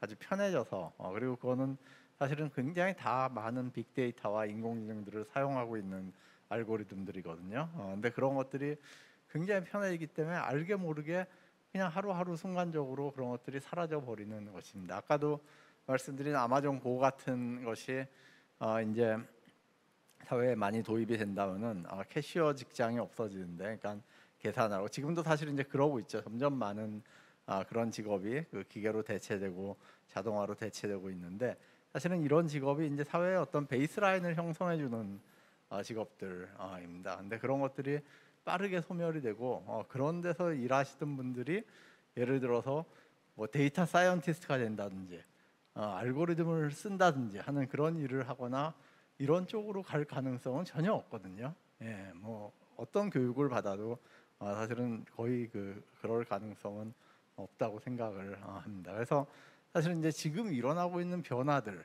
지금 사회 구조가 어떻게 변하고 있나 하는 것들을 좀 유심히 보면서 우리가 예를 들어서 뭐 최근에 얘기되고 있는 대학의 위기 이런 거랑 연관을 지어서 대학을 아예 재교육 기관으로 만들어 버리고 한국 사회가 그 재교육을 아예 사회적으로 지원을 하는 쪽으로 그 교육을 혁신을 해보자 하는 그런 논의들도 되고 있는데 저는 이제 우리 사회나 정치권이나 이런 데서 사실은 그런 부분도 사실 심각히 고려를 해야 되지 않나라고 생각을 하고 있습니다. 예, 고맙습니다. 이제 그 좀 뭐 사전 질문이나 또 이렇게 실시간 질문 들어온 거를 조금 잠깐 소개를 해드리겠습니다. 첫 번째 제가 소개시켜드릴 질문이 AI를 국방 분야에 적용하려는 노력이 가시화되고 있습니다. AI를 적용한 무기 체계에 대한 시험 평가 등에 관한 연구도 이루어지고 있지요. AI의 국방 분야 적용을 염두에 둔 논의도 필요하지 않을까요? 하셨는데 사실 뭐 AI가 국방 분야에 적용이 지금 많이 활발하게 되고 있고 여러 가지 뭐 어떤 드론을 사용한 무기라든가 그런 다양한 이제 무기 체계가 AI 기반 된다 했을 때 사실 여기서 가장 염려스러운 거는 AI 윤리성 문제일 것 같기도 하거든요. 이 부분에 대해서 좀 어느 분이 대답을 좀 해주시겠습니까? 국방 분야의 AI. 홍 교수님, 홍 교수님께서. 예, 뭐 몇 년 전에 그 카이스트에서 그 로봇 밀리터리 로봇 연구를 한다고 이제 세계 과학자들이 그 연대 서명을 해서 카이스트와 공동 연구를 추진하지 않겠다라는 서한을 발표해서 그 논란이 된 적이 있었습니다. 그때 아마 한화랑 같이 이렇게 연구를 하고 있는 프로젝트를 겨냥을 했던 것 같은데요. 근데 사실 이 어떤 군사 로봇과 관련된 연구는 굉장히 민감한 부분입니다. 그래서 우리가 이제 그런 일을 실제로 한국 사회에서 겪어봤기 때문에 그런 부분에 대해서 좀 숙고할 필요가 있다고 생각을 하고요. 우리가 이제 유튜브 같은 데서 많이 봤던 보스턴 다이나믹스에서 만들었던 많은 로봇들이 실제로는 이제 군사용으로 개발이 된 로봇들입니다. 군부에서 지원을 받아서 군사용으로 개발이 된 로봇들이고요. 그런 연구들은 뭐 계속 진행이 되고 있습니다. 그 외에도 어떤 인간이 전쟁에서 내리는 결정을 AI가 보조하거나 AI가 대체할 수 있는가라는 문제가 있는데요. 예를 들어서 뭐 공격 버튼을 눌러야 되는데 그것을 사람이 하지 않고 인공지능에게 맡겨서 인공지능이 판단을 하게 하자 하는 이런 논의도 과거부터 있었습니다. 근데 역시 이제 상당히 위험성이 높은 그런 부분이고요. 뭐 저는 그냥 이 어떤 국방 분야에서 AI를 사용하는 부분에 대해서는 굉장히 신중하게 접근을 해야 된다 하는 그런 입장을 가지고 있습니다. 예, 김인순 대표님. 예. 네. 국방 분야에서 말씀하신 로봇 이런 곳에 많이 활용이 되고 있고 또 다른 분야는 사이버 시큐리티 쪽이라고 보여집니다.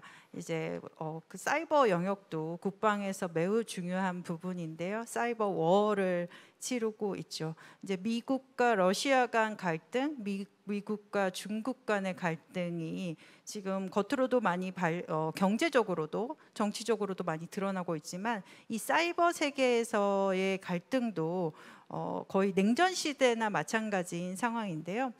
미국의 국방과학연구소인 다르파가 3, 4년 전이었는데 이제 매년 미국 라스베가스에서 열리는 최대 해킹 관련 컨퍼런스인 데프콘이 있습니다.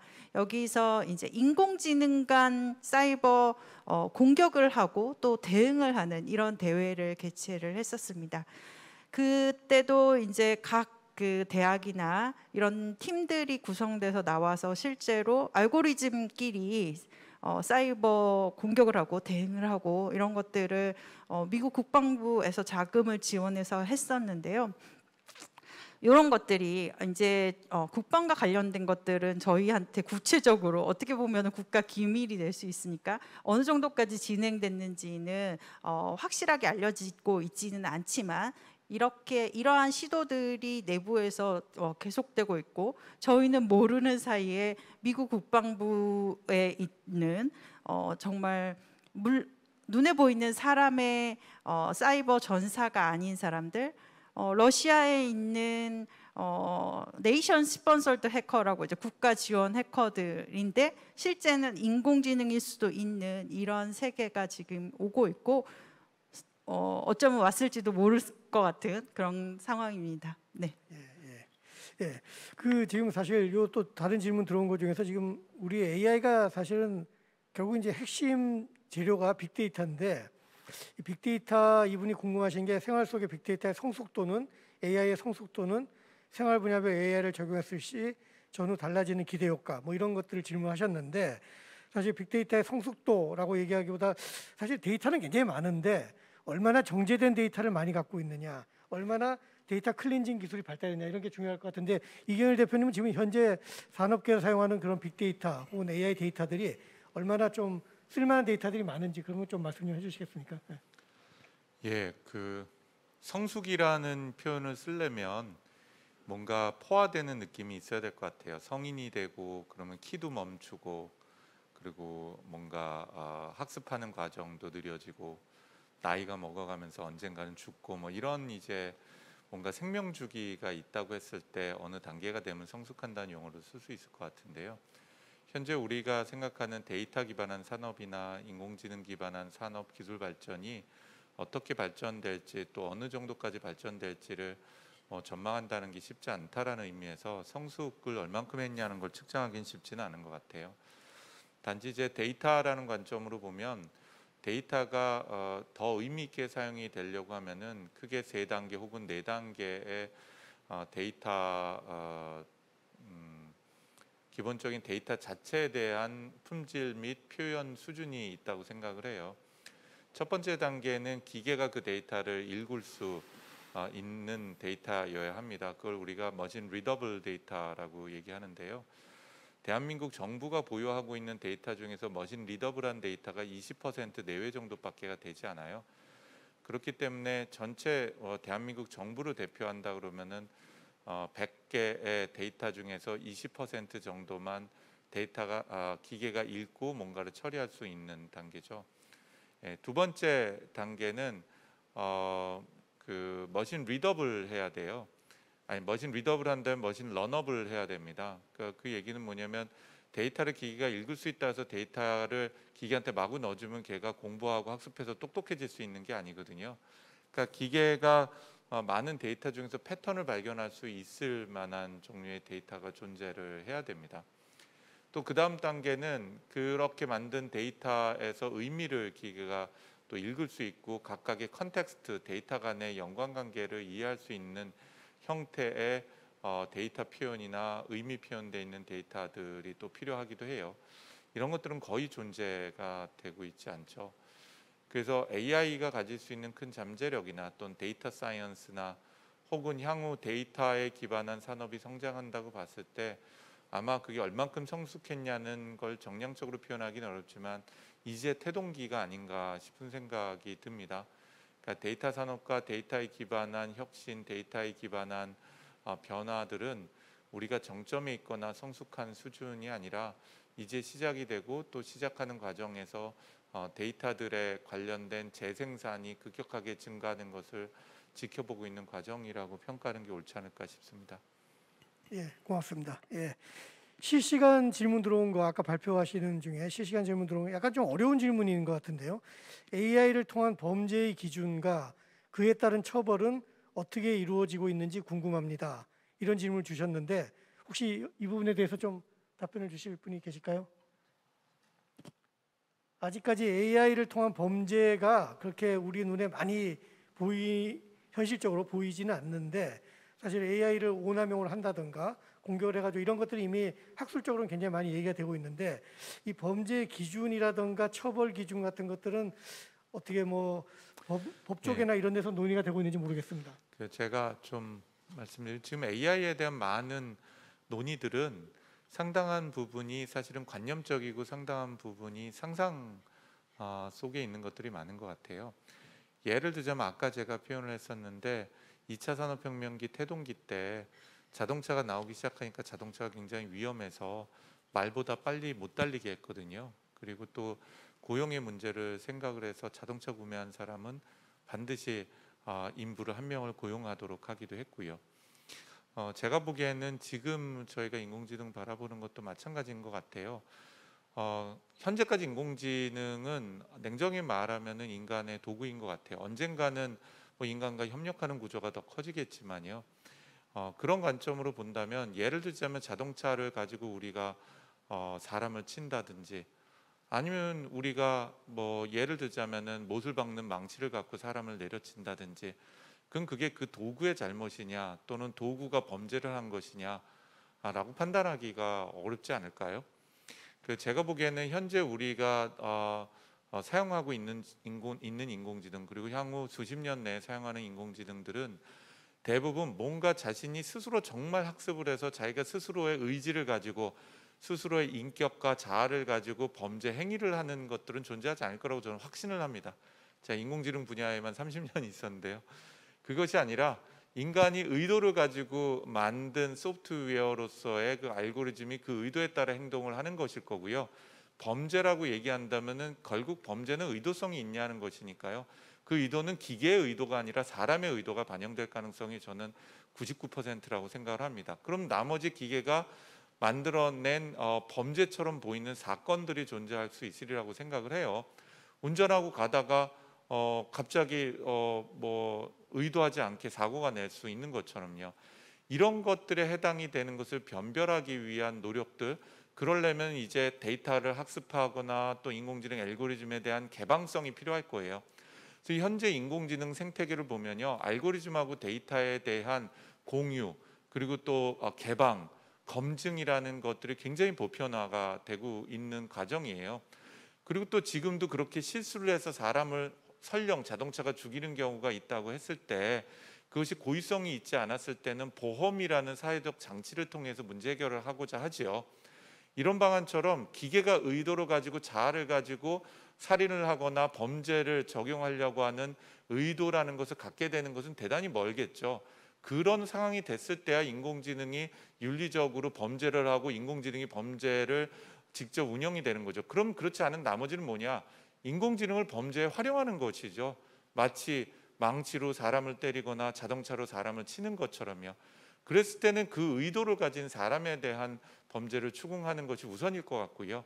또 그런 것들을 법적으로 어떻게 잘 판별하고 변별할 수 있을 것인가, 그리고 그런 것들을 어떻게 우리가 투명화시킬 수 있을 것인가 하는 법적 제도적 장치가 같이 만들어지는 과정이 1년 5년 내에 되지는 않겠지만 20년 30년 간의 사회적 합의 과정을 통해서 정착이 되고, 그럼에도 불구하고 우리는 지금 현재 자동차 사고가 났을 때 이게 의도성이 있냐 없냐 하는 것들을 변별을 100% 하기 힘들지만, 실제로 자동차를 활용하는 것이 더 사회적 가치가 높고 경제적 가치가 높기 때문에 수용이 되는 것처럼 철학적으로 경제적으로 그런 합의되는 과정을 통해서 적절한 수준에서 수용이 되는 과정이 만들어지지 않을까 싶은 생각이 듭니다.